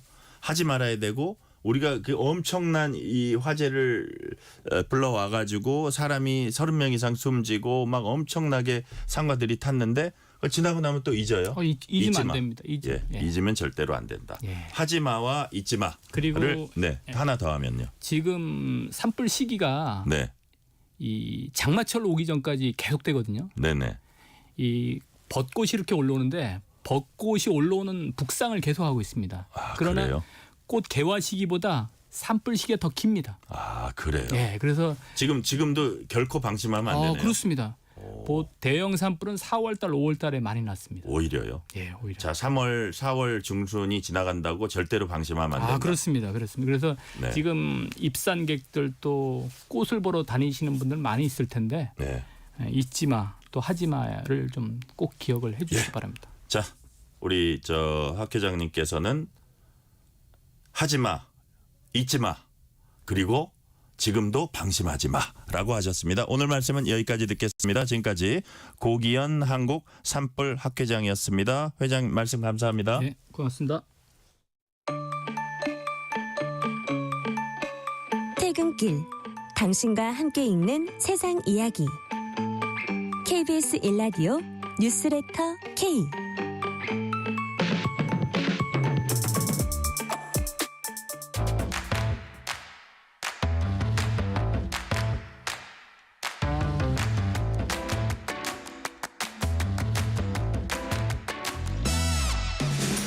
가장 뜨거운 뉴스, 화제 소식 쏙쏙 골라서 전해드립니다. 뉴스레터 브리핑 국민일보 김윤아 기자 나오셨습니다. 김윤아 기자님 어서 오세요. 네, 안녕하세요. 자, 첫 소식. 전 세계에서 가장 부유한 50대 도시 순위가 발표됐습니다. 과연 서울은 몇이었습니까? 네, 50대 도시 중에서 서울이 24위를 기록했습니다. 좀 약간 실망스러운데. 네, 맞습니다. 영국 투자이밍 컨설팅 업체인 헨리앤파트너스가 낸 연례 보고서에 담긴 내용인데요. 이게 지난해 12월을 기준으로 나온 순입니다. 한 해 전만 해도 서울이 19위였거든요. 그런데 1년 만에 5계단이나 내려간 겁니다. 이렇게 많이 떨어진 건 서울이 유일한데요. 우선 보고서는 백만장자가 얼마나 있는지 이걸 기준으로 순위를 매기는데 이게 100만 달러면 작년 환율 기준으로 한 14억 7천만 원 정도입니다. 그래서 부동산은 빼고 뭐 상장사 주식이라든가 현금, 암호화폐처럼 투자가 가능한 유동자산을 갖고 있는 사람들 이것만 따져서 백만장자로 규정을 하는데요. 서울에서는 백만장자 수가 6만 6천 명이었습니다. 이게 한 해 전에는 8만 2,500명이었는데 1만 6천 명 정도가 줄어든 겁니다. 10년 전하고 비교를 해보면 17% 늘어난 수치이긴 한데 이게 직전 연도에는 증가율이 28%였거든요. 그러니까 이 증가율 자체도 꺾인 겁니다. 또 백만장자 말고 억만장자도 집계를 해봤더니 이게 1억 달러면 잘 와닿진 않는데요. 우리 돈으로 1,470억 원 이상이거든요. 그래서 억만장자는 100만 248명이었습니다. 이것도 전년도보다 50명 정도 줄어들었습니다. 그리고 다른 국가들 순위를 봤더니 최고 부자 도시는 미국 뉴욕이었고 그다음에 샌프란시스코 베이 지역, 일본 도쿄, 싱가포르, 미국 로스앤젤레스 순이었습니다. 그래서 이번 조사에서 런던은 처음으로 5위권 밖으로 밀려났습니다. 아, 그렇군요.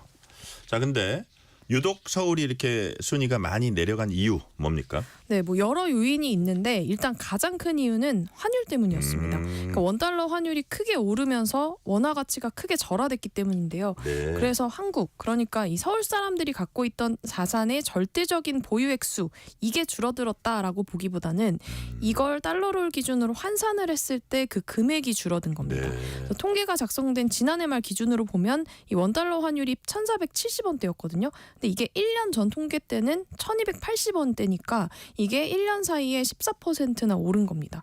거기다가 이 주식 자산이 크게 작용하다 보니까 이 코스피 자체가 떨어진 영향도 크게 받았는데요.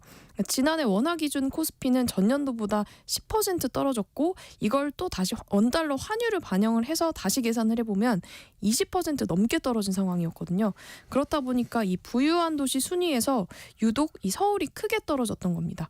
보고서는 또 다른 이유도 짚긴 했는데 이 한국의 혼란스러운 정치적 상황이 작용했을 거다 이런 분석도 내놨습니다. 그래서 보고서를 작성한 담당자는 모든 요인에 있어서 정치적 상황과 시위는 분명히 주요한 동인이다 이렇게 지적을 했습니다. 네. 말씀하신 대로 정치 상황 그리고 원달러 환율 이 두 가지 이제 요약할 수 있다고 볼 수 있는데 그렇다면 이 두 가지 영향이 계속되면 앞으로도 자본 유출이 계속될 수 있다 이렇게 봐야 됩니까? 네, 맞습니다. 그래서 이번 조사에서 100만 장자 순 유출 추정치도 발표가 됐거든요. 그랬더니 한국은 1,200명이었습니다. 그래서 중국이 15,200명으로 가장 많았고 영국과 인도에 이어서 한국이 네 번째로 많았는데 그러니까 그만큼 한국에 대한 투자 매력이 좀 떨어지면서 부유한 사람들이 다른 국가를 가고 있다 이렇게 볼 수 있고 자산가들도 해외로 눈을 돌리고 있다 이렇게 볼 수 있고요. 이미 이제 국내 증시에서는 외국인 자금 대거 이탈하고 있잖아요. 그렇다 보니까 증시도 하락하고 원달러 환율도 오르고 있고 그런 상황입니다. 여기에 지금 뭐 미국이 상호 관세를 90일 유예하긴 했지만 중국에는 그대로 부과하겠다라고 하고 또 중국도 보복 관세에 나서면서 지금 미국과 중국의 관세 전쟁이 격화할 조짐을 보이고 있거든요. 이렇게 관세 전쟁이 본격화하면 두 국가의 무역을 의존하고 있는 한국의 경우에는 원달러 환율이 1,500선마저 뚫을 수 있다. 이런 우려도 나옵니다. 그나마 뭐 전국 불안 해소하고 원화 저평가를 완화해야만 이런 글로벌 무역 전쟁이라든가 뭐 경기 침체 우려 이런 것에 대한 변동성을 좀 줄일 수 있는 상황입니다. 네. 주제를 바꿔볼게요. 고령 운전자가 운전 면허를 반납하면은 지방자치단체들이 혜택을 지원하는 이제 사업을 운영들 하고 있는데요. 자, 지자체별로 혜택은 다 다른데 이 가운데 보상금을 5배 올린 곳이 있다고 합니다. 어디입니까? 네, 울산 울주군입니다. 그러니까 원래부터도 면허를 반납을 하면 돈을 주는 인센티브를 운영 중이었거든요. 근데 기존에는 인센티브가 10만 원이었습니다. 그런데 이걸 지난달부터 50만 원으로 올렸습니다. 그래서 65세 이상 울주군민이 면허를 반납한다고 하면 50만 원을 지급을 하는데 이게 전액 현금은 아니고요. 온누리 상품권 40만 원하고 10만 원 상당의 교통카드를 줍니다. 이렇게 혜택이 갑자기 확대되다 보니까 면허를 반납하는 인원도 크게 늘었는데요. 그러니까 지난해 한 해 동안 반납한 건수가 350건. 그러니까 한 해 통틀어서 350건이었는데 50만 원으로 확대하고 나서 두 달이 채 되지 않은 기간에 400건이 넘었습니다. 지자체별로 사업을 다 하고 있긴 한데 워낙 이 반납 실적이 저조하거든요. 그래서 처음에는 보상금 더 준다고 해서 이렇게 자진 반납을 하는 사람들이 늘겠냐 이런 우려도 있었는데 예상보다 호응이 높았던 겁니다. 연령별로 보니까 70세 이상 반납자가 78%로 가장 많았고요. 반납 인원이 예상보다 크게 늘어나면서 울주군은 추경을 통해서 온누리 상품권을 추가 확보해서 지급한다는 계획입니다. 그렇군요. 자, 고령 운전자 면허 반납 이게 결국은 이제 뭐 교통 안전 문제 때문인데 실제로 고령 운전자 사고 위험도가 얼마나 높은지 이게 좀 통계로 나와 있는 게 있어요? 네, 한국소비자원이 실험을 했거든요. 65세 이상 운전자 그리고 65세 미만 운전자 34명을 대상으로 이제 시내 도로주행 시뮬레이션을 했습니다. 그래서 뭐 앞선 차량이 갑자기 멈춰서는 경우에 급정지를 해야 하는 돌발 상황들 있잖아요. 이 경우에 65세 이상 고령 운전자의 반응 시간은 비고령자보다 최대 1초 이상 느린 걸로 나타났습니다. 그리고 뭐 운전을 하다 보면 불법 주차된 차량 때문에 시야가 좀 제한되는 상황에서 갑자기 뭐 횡단보도에서 어린이가 나타난다거나 네. 아찔한 상황들 많잖아요. 이런 돌발 상황에서는 고령자가 비고령자보다 1.08초나 늦게 반응을 했습니다. 근데 이게 사실 뭐 1초면 별로 차이가 안 나네 이렇게 생각하실 수 있거든요. 근데 그렇지 않습니다. 1초 차이 크죠. 네, 통상 이 시속 50km로 주행하는 차다라고 가정을 하면 이 브레이크를 1초만 늦게 밟아도 14m를 더 가게 되거든요. 네. 그렇게 되면 교통사고 발생 위험도 커지게 되는 겁니다. 그리고 또 설문조사를 했더니 운전자 스스로도 고령 운전자가 비고령자보다 교통사고를 일으킬 가능성이 더 크다 이렇게 답했는데 그만큼 뭐 판단력이나 반응 속도가 떨어질 수 있다 이런 점을 고령 운전자 스스로도 우려하고 있는 걸로 분석이 됩니다. 자, 근데 또 지자체별로 이렇게 인센티브 지급하고 있지만 알고 보면 실효성이 그렇게 크지 않다 이런 얘기도 있어요. 네. 이건 또 무슨 얘기입니까? 네, 맞습니다. 이게 제도가 뭐 한두 해 된 건 아니고요. 네. 처음에 이 제도가 생겨난 게 2018년 부산시에서 도입을 했습니다. 네. 그러면서 지자체별로 확대가 됐는데 서울시 경우에도 만 70세 이상 운전자가 면허 자진 만담을 하면 교통비 지급하거든요. 서울시도 원래 10만 원이었는데 워낙 반납률이 저조하다 보니까 올해부터 20만 원으로 올렸습니다. 그런데 아까 말씀드린 울주군처럼 고령 운전자가 많은 지방에서 이런 데서는 혜택이 더 많거든요. 네. 그래서 전남 순천시 같은 경우에는 70세 이상 운전자 대상으로 하고 경북 안동시는 65세 이상 운전자를 대상으로 해서 30만 원 상당의 교통카드나 지역상품권 같은 걸 네. 지원을 합니다. 그리고 뭐 지자체별로 시내버스 공짜로 탈 수 있게 한다거나 아니면 목욕탕 할인 혜택, 식당 할인 이런 것도 주는데 그런데 운전자 대부분들은 당장 이동이 불편한데 이 뭐 소액 받자고 면허를 반납하냐 이런 반응들이 많거든요. 그렇다 보니까 면허 반납률이 전국적으로 2%대에 불과합니다. 네, 특히 대중교통 접근성이 낮은 곳들 이런 곳들일수록 오히려 고령 운전자는 많은데 이분들이 사실 차가 없으면 이동이 불편하다 보니까 네. 면허 반납을 꺼리고 있는 겁니다. 그래서 이걸 현금성 지원만 늘리는 것보다는 뭐 대체 교통수단을 마련하거나 지역 특성에 맞춰서 이 편의를 높여야 한다 이런 지적들 나오고 있습니다. 네.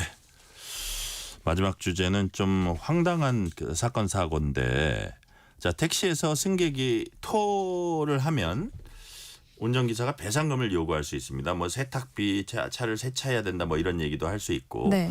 근데 승객이 토를 한 것처럼 속여서 돈을 뜯어낸 기사가 경찰에 붙잡혔어요. 네, 토를 한 것처럼 어떻게 한다는 거예요? 네, 이 토를 가짜로 만든 건데요. 만드는 거예요? 네, 맞습니다. 어떻게 만들어요? 이게 그 승객이 만취해서 잠든 사이에 네. 뭐 죽이나 콜라, 커피 이런 것들을 섞어서 가짜 토사물을 택시 안에다 뿌린 겁니다. 제조하는군요. 네, 제가 예. 사진을 봤더니 진짜 그러니까 굉장히 비슷하더라고요. 네. 그리고 나서 승객에게 돈을 뜯어낸 혐의로 택시기사 A씨가 구속 송치됐는데요. A씨가 일부러 만취한 승객만 골라서 택시에 태운 겁니다. 그리고 한적한 곳에 택시를 세운 다음에 가짜 토사물 뿌리고 돈을 요구를 했는데요. 이것뿐만이 아니라 운전 중에 폭행을 당했다 이렇게 주장하기도 했습니다. 근데 이게 운전 중에 폭행을 하게 되면 특가법이 적용이 되거든요. 네네. 그래서 이걸 노리고 운전자 폭행으로 처벌받으면 1,000만 원 벌금을 받을 수 있다 이렇게 협박을 한 겁니다. 겁을 주네요. 네, 그래서 결국 합의금과 세차 비용 그리고 뭐 자신이 쓰고 있던 파손된 안경 구입비 이런 것들을 그 명목으로 해서 뭐 적게는 30만 원부터 많게는 600만 원의 합의금을 뜯어냈습니다. 와. 자, 이렇게 당한 피해자 몇 명이나 됩니까? 네, 경찰이 A씨 계좌하고 카드 내역 분석해봤더니 160명 정도한테 범행을 저질렀습니다. 이렇게 뜯어낸 돈이 1억 5천만 원. 1억 5천만 원? 네, 대부분 이제 피해자들이 자신이 취한 상태다 보니까 네. 택시기사 말만 믿고 또 실제로 토사물을 보여주니까 이걸 믿고서 돈을 줬는데 최근에 한 승객이 운전자 폭행 혐의로 경찰 조사를 받다가 이 과정에서 나는 만취해도 절대 토하지 않는다 이러면서 억울해했습니다. 그러면서 내 토사물이 맞는지 이걸 국립과학수사연구원에 토사물 감정을 의뢰했거든요. 그랬군요. 네, 그러다가 A씨의 범행이 드러난 겁니다. 그래서 A씨를 검거하기 위해서 경찰은 실제 만취한 것처럼 A씨 택시에 탑승을 했고요. A씨는 경찰인 줄 모르고 똑같은 수법을 저지른 겁니다. 그래서 결국 현행범으로 체포가 됐습니다. 사람들을 이렇게 농락하다가 정말 독한 승객 만나서 꼬리가 잡혔는데 근데 이런 수법 적발된 게 이번이 처음이 아니라고 합니다. 승객들 어떻게 그동안 이렇게 다른 방식은 또 어떻게 속여왔어요? 네, 이 동일한 사람은 아니고요. 다른 기사들의 수법들이 이제 과거부터 계속되었는데 뭐 물론 일부 기사들이긴 하지만 승객을 속인 뒤에 금전 배상을 요구하는 수법이 적발된 경우들이 적지 않았습니다. 그래서 뭐 일부러 젊은 층이 주로 찾는 신촌이나 관악구 같은 곳 노려서 취객 태우기도 하고 겨울에는 히터로 온도 높여서 구토를 유발한 경우도 있다고 하는데 이게 사실 영업 손실 비용이나 세차 비용 요구할 수 있거든요. 이 택시 운송조합의 약관이 있습니다. 그래서 거기서 뭐 보통 15만 원 정도에서 협의하도록 되어 있는데 근데 만약 이게 의무적으로 금액이 책정된 게 아니다 보니까 승객 과실이 아니다라는 경우에는 전액 부담할 필요가 없습니다. 그렇겠죠? 네. 네네. 자, 김윤아 기자님, 오늘은 금요일. 이런 일 안 당하려면 동료들과 유쾌하게 즐기되 정신 말짱한 상태로 집으로 돌아와야 하겠습니다. 오늘 말씀은 여기까지 듣겠습니다. 지금까지 국민일보 김윤아 기자였습니다. 말씀 감사합니다. 감사합니다.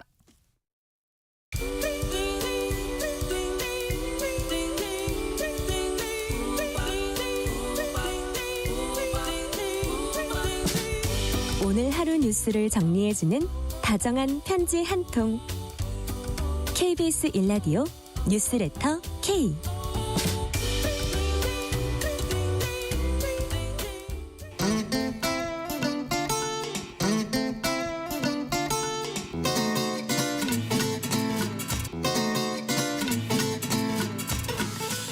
네, 매주 문화계 전문가와 다양한 얘기 나눠보는 시간 주말엔 문화 코너입니다. 한국인들 커피 소비량 하루에 한 잔이 넘는다고 합니다. 그런데 잠에서 깨려고 또 일에 쫓기면서 마시는 커피 말고요. 이렇게 여유롭게 아주 느긋하게 좀 명상에 잠기면서 즐겨본 게 언젠지 혹시 기억나십니까? 오늘은 카페와 카페 문화를 그림으로 남기는 김예슬 그림 작가와 함께 우리의 일상과 문화가 된 커피 이야기 나눠보겠습니다. 김예슬 작가님 어서 오세요. 안녕하세요. 반갑습니다. 네. 자, 김예슬 작가님은 스스로 그림 작가라고 이렇게 소개했습니다. 청취자 여러분들께 자기소개를 좀 해주세요. 네, 안녕하세요 여러분. 저는 마시고 그리는 유목민이라는 타이틀로 활동을 하고 있는 그림 작가 김예슬이라고 합니다. 저는 로컬 카페 문화의 부흥에 기여를 하고 싶어서 좋아하는 공간들을 그림으로 그려서 소셜 미디어에 알리는 일을 하고 있습니다. 네. 자, 지금 말씀 중에 스스로를 마시고 그리는 유목민, 노마드, 그죠? 마시고 그리는. 자, 그러면 마시는 건 드링크잖아요. 네. 그리는 건 페인트고. 네. 유목민은 노마드. 네. 요거를 조금 더 청취자들에게 알기 쉽게 설명하면 무슨 뜻인가요? 네. 제가 일단 말씀하셨던 것처럼 제가 뭐 커피 그리고 그림을 그리는 게 일이잖아요. 근데 유목민이라는 뜻은 제가 또 여행하는 거를 굉장히 좋아하고 다른 나라의 커피 문화에도 관심이 많아서 여기저기를 다니면서 이렇게 활동을 하고 싶다라는 뜻으로 앞으로의 제 모습과 지금의 제 모습을 이렇게 합쳐서 만든 저만의 타이틀 같은 거예요. 아, 그렇군요. 네. 자, 이게 우리나라에 국한된 것이 아니라 세계 각지를 다니면서 조금 더 그런 여기에 시야를 넓힌다, 그 경험을 많이 쌓는다 그런 뜻으로 제가 이해가 됩니다. 자, 미술 전공자는 아니시라고 이제 말을 들었어요. 그렇다면 어떻게 하다가 그림을 그리기 시작하신 건지, 그 중에서도 왜 유독 카페와 관계된 그런 것들을 그리게 된 건지 그런 특별한 계기가 있었습니까? 네, 뭐 간단하게 이야기를 해드리자면 저는 원래는 베이킹을 전공을 했었거든요. 네. 그러다가 이제 제가 베이킹이라 하면 빵 만드는 거? 그렇죠. 빵을 만드는 일을 위주로 하다가 어렸을 때도 그림을 좋아했었는데 제가 하다 보니까 뭔가 그림으로 이거를 먹고 살기에는 어려울 것 같아서 잠시 꿈을 접었었어요. 네. 그런데 베이킹이랑 그다음에 요리 일을 하다 보니까 그림을 그릴 시간이 너무 없어지니까 제가 그림이 얼마나 이제 좋아했던 건지 깨닫게 된 거죠. 네. 그래서 그런 저의 모습에서 제가 많은 거를 느끼고 이제 하루 딱 일을 그만두고 바로 그림 작가로 전향해서 이렇게 뛰어들듯이 밑바닥에서 시작을 했습니다. 네.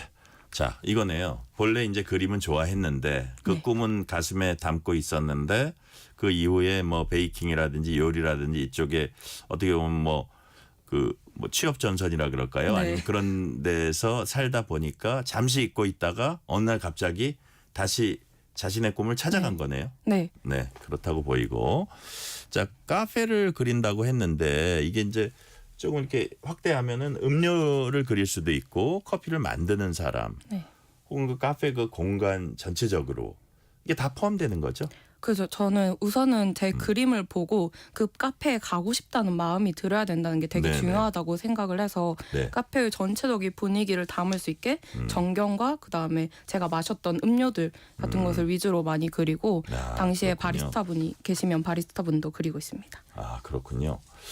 자, 우리 작가님께서 몇 장을 이렇게 뽑아주셨어요. 그린 거를 우리 흑백 프린트긴 하지만 요 제가 3장 들고 있는 것 중에 이제 그냥 우리 청취자 여러분은 상상하시고 유튜브를 보는 분들은 이 그림을 볼 수 있는데 또 이 중간중간에 우리 김 작가님의 그림이 화면으로는 유튜브 화면으로는 지금 나가고 있습니다. 아. 예, 나가고 있는데 자, 요 3가지 중에 뭐 하나 좀 설명해 주시려면 어떤 걸 설명해 주실래요? 제가 요거를 한번 설명을 어떤 거요? 드려볼까요? 빈브라더스 커피하우스라는 곳을 그린 그림인데요. 그러니까 이 그림은 2명이 오른쪽으로 이렇게 등을 좀 쥐고 있고 네. 저 멀리에 또 등 쥐고 있는 사람이 하나 있고 네. 예. 요게 제목이 뭐라고요? 이게 제가 합정에 있는 빈브라더스 커피하우스라는 공간을 그림으로 그린 거예요. 예, 예. 그래서 이곳이 이제 빈티지한 가구들과 그리고 여기 뒷면에 제가 창을 이렇게 크게 그리고 네. 이게 컬러로는 원래 색깔은 파란색으로 바깥을 표현을 했거든요. 그게 이제 흐린 날에 여기 창밖으로 보이는 서울 그 한강 빌딩들 네. 이런 것들을 제가 이제 표현을 했고 여기가 커피하우스라고 집에 초대받는 그런 느낌이 드는 공간이라 그런 가구들을 위주로 많이 살려서 그림을 그렸어요. 야, 그렇군요. 이것도 이제 커피집 같긴 한데 네. 이거는 어떻게 보면 약간 저녁 때 그 약주 한잔 하시는 바처럼 생기기도 했어요. 네, 이 스톨로 약간 높은 의자도 있고. 네, 제가 이거는 실제로 뭐예요? 저녁에 네. 그리긴 했거든요. 아, 그래요? 네, 여기도 이제 합정 그 마포구 근처에 라운지 클라리멘토라는 카페인데 네. 여기도 빈티지한 색감이 되게 예쁜 곳이에요. 이거 혹시 약간 진한 갈색 이런 거 아니에요? 네, 맞아요. 아, 그렇군요. 그래서 사실 이렇게 보면은 네. 이렇게 흑백으로 봤는데도 이 어떤 곳은 진하고 밝고가 잘 보이잖아요. 이게 이제 그림을 잘 그렸다. 그런 의미가 스스로 잘 그렸다고 지금 자평하시는 거죠. 아니, 이거는 괜찮아요. 제가 괜찮아요. 좀 뿌듯한 그런 그림이어서 열심히 그렸거든요. 네네. 정말 잘 그렸어요. 감사합니다. 자, 그러면 준비됐던 질문 조금 더 진행을 해볼게요. 자, 요즘 디지털로 그림 그리는 분들 많잖아요. 네. 근데 왜 이렇게 수채화로 그림을 그리는 특별한 이유가 있습니까? 디지털이 많이 보편적이 되기는 했지만 저는 네. 그 수채화의 아날로그한 그 오래된 색감이 가져다주는 그런 따뜻한 분위기가 너무 좋고 네. 그게 제 그림 스타일하고도 잘 어울리는 것 같아서 좀 그런 스타일을 고집을 해오고 있어요. 네. 자, 배김영님이 이런 문자 주셨어요. 이거 대답해 주셔야 돼요. 청취자분 질문입니다. 반갑습니다. 저는 아침에 에스프레소 한 잔 꼭 마시는데요. 작가님은 어떤 커피 좋아하세요? 뉴스레터 K 들으면 누리는 여유로운 시간 행복 충만 청취율 대박 하셨는데 어떤 커피 좋아하십니까? 저는 주로 블랙 커피를 좋아하는데요. 블랙 커피. 요즘에는 브루잉 커피라고 해서 바리스타 분들이 직접 이렇게 내려주시는 커피 있잖아요. 네. 그런 커피를 제가 제일 선호해요. 되게 깔끔한 맛이 있고 전체적으로 무겁지가 않아서 네. 하루에도 두세 잔 정도 마실 수 있을 것 같아요. 어떤 사람은 졸린 거 깰라고 먹는 사람도 있고 일에 빨리 집중하면서 무의식적으로 먹는 사람도 있는데 우리 작가님한테는 커피가 어떤 존재입니까? 거의 어떻게 보면은 물 같은 존재인 것 같기도 하고 네. 저한테는 굉장히 많은 의미가 있는데요. 저는 커피를 집에서 즐기는 것보다 카페라는 그 공간에 가서 즐기기 때문에 네. 바리스타 분들과 그리고 다른 손님들과 저를 이어준 어떤 그런 매개체 같은 역할도 하는 것 같아요. 그렇군요. 예. 자, 카페 선정은 보통 어떻게 하세요? 카페 선정이 정말 어려운데요. 그래요? 요즘에는 제가 좋아하는 바리스타 분들이 이제 추천을 해주시면 그 정도는 제가 믿고 갈 수가 있고 네. 아니면은 인터넷으로 좀 오랜 시간 검색을 하거나 네 그런 잡지 같은 데서도 많이 찾아보는 편이에요. 그렇군요. 그 장소 선정을 위해서 많이 살펴보시는 네. 거고 주로 서울이에요? 아니 지방도 많아요? 뭐 해외도 있어요? 어떻게 됩니까? 지금은 제가 서울에 이제 상경을 한 지 좀 돼서 네. 서울 위주로 그리고 있는데 원래는 고향이 부산이거든요. 네. 그래서 부산에 갈 때는 이제 부산에 있는 카페도 그려보고 해외에 갈 때는 그곳에 있는 카페도 방문을 하고 있습니다. 네. 여기를 그려야겠다 하고 하면 거기에 이제 카페 사장님들한테 양해를 구해야 되잖아요. 반응이 어떻게 나와요? 보통 제가 올해 그려야 되는 그림은 양해를 구하는 편인데 네. 다들 되게 흔쾌히 그렇게 진짜? 하셔라 이렇게 예. 말씀해 주시고 그리고 간단한 그림은 저는 이제 2시간에서 3시간 정도 걸리거든요. 예. 그 정도는 저도 뭐 커피나 이제 디저트도 시켜놓고 이렇게 먹으면서 그리면은 예. 충분해서 나중에 그거는 굳이 양해가 크게 네. 필요하지 않은. 네 맞아요. 예. 자, 그려달라고 요청이 오기도 하는지 혹은 어디서 그려달라 그랬는데 거절한 적도 있어요? 네 사실 최근에 거절한 적이 딱 한 번 있는데요. 네, 어떤 일이었어요? 이제 연락을 왔던 카페가 서울에 한 5곳 정도를 네. 가진 카페였는데 네. 로봇으로 커피를 내려주는 곳이었어요. 거기 사장님께서 저희 카페도 방문을 해주시면 정말 좋겠다. 좀 이렇게. 약간 홍보하고 싶었나 보다. 네, 그런 예. 마음으로 이제 좋은 마음으로 연락을 주셨는데 저는 제가 하는 일이 전 되게 사람과 사람의 연결이 굉장히 중요하다고 생각을 하거든요. 네. 그러다 보니까 제가 갔는데 로봇이 커피를 내려주면 제가 너무 뭔가 얘기할 것도 없을 것 같고 어떤 부분에 내가 의미를 둬야 될까 좀 그런 생각이 들어서 그거는 사장님께 정말 감사하지만 저는 네. 이런 걸 지향하고 있어서 다음에 한번 방문해 보겠다 이렇게 말씀을 드렸어요. 그렇군요. 그렇다면 반면에 특별히 기억에 남는 카페가 있을 겁니다. 또 꼭 가고 싶고 다시 가고 싶고 주위 사람들에게 와 여기 추천하고 싶다 싶은데 네. 어디 있어요? 네, 한 군데 있습니다. 제가 여기 프린트로도 뽑았는데요. 예, 여기는 상수동의 도덕가 규범이라는 곳이에요. 네. 이제 이규범 사장님께서 운영하시는 이 브루잉 아까 말했던 내려주는 그런 커피 전문점인데요. 네. 사장님께서 단골분들과의 그 사이가 굉장히 좋으세요. 단골층이 엄청 두텁고 끈끈하고 그만큼 소통도 정말 원활하게 되고 네. 그냥 가만히 있어도 기분이 좋아지는 그런 카페? 네, 라고 할 수 그렇군요. 있습니다. 추천해 주셨고요. 작가님만의 좋은 카페 찾는 팁 이거다. 팁, 그거 좀 대답하기가 어려워요? 네, 조금 어려워가지고 너무 뭔가 여러 너무 가지 요소가 포괄적이네. 있어서 예. 이거는 약간 좀 더 생각을 그래요. 해보고 그거는 다른 질문에 이제 포함시켜서 대답해 네, 주시면 네. 되고. 자, 이제 길거리마다 카페가 많이 늘어나고 어떤 거리에는 막 한 거리에 커피집이 몇 개씩 있기도 하고. 자, 그렇다면 카페 수는 늘어나도 커피를 뭐 그 생전 음료라 그럴까요? 이걸로 마셔본 분들은 카페 방문하는 게 뭐 재밌지 이렇게 할 수 있을 것 같거든요. 카페 문화라는 건 어떻게 정의를 할 수 있을까요? 카페 문화는 어떻게 보면 내가 이제 그 카페를 방문해서 네. 커피를 즐기는 방식, 사람들이 다 함께 어떤 공간을 나누고 이렇게 이야기가 어우러지는 그런 전체적인 현상을 문화로 볼 수가 있겠죠. 네. 근데 최근에 제가 또 검색을 해보니까 서울에는 24년도 2분기에 24,444곳의 네, 커피 네. 전문점이 생겼다고 그 총괄이 그렇게 된다고 하더라고요. 그래서 이제 전체적으로 사람들이 뭔가 조금 더 나은 경험을 추구하고 또 맛있는 커피들이 국내에 많이 들어와서 네네. 그런 뭔가 이렇게 미적인 부분 그런 부분에서 또 추구를 하다 보니까 점점 그런 문화가 발전되고 관심을 가지는 사람들이 많아지면서 네. 되게 이렇게 널리 퍼지게 된 것 같습니다. 그래요. 네. 자, 한국 카페 문화가 이렇게 발전했으면 좋겠다. 이런 거를 딱 한 말씀만 해주신다면 어떤 게 있어요?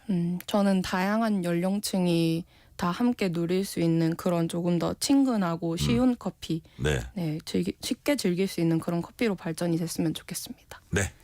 자, 마지막 두 질문은 우리 김 작가님에 대한 질문인데 김 작가님 작품은 어디서 볼 수 있습니까? 저는 이제 인스타그램 이런 소셜 미디어를 예. 운영 중이어서요. 예. 거기서 제 이름 예슬 YESEUL 1905 치면은 나오고요. 아, 거기서 이제 그래요? 대부분 하실 수 있어요. 예, 인스타그램에서 주로 이제 활동을 하고 계시고 자, 그렇다면 마지막으로 여쭤볼게요. 지금은 어떤 작업 진행 중이신지 앞으로 계획까지 좀 말씀해 주세요. 지금은 저희 주변에 있는 그런 사람들이 다 같이 가는 단골 카페, 네. 단골 카페 사장님의 그냥 우리가 손님으로서 갔었을 때 모르는 그 뒷이야기들을 인터뷰로 취재를 해서 제 네. 그림이 들어간 그런 일러스트북을 네. 만들어 보고 있습니다. 아, 그렇군요. 자, 앞으로도 더 좋은 작품 많이 만들어 주시고요. 오늘 말씀은 여기까지 듣겠습니다. 지금까지 김예슬 그림 작가였습니다. 말씀 감사합니다. 감사합니다. 오늘 뉴스레터 K는 여기까지입니다. 치킨 쿠폰 당첨자 명단은 뉴스레터 K 홈페이지 확인해 주시고요. 오늘 마지막 코너에서 김예슬 작가와 커피 이야기 나눠봤습니다.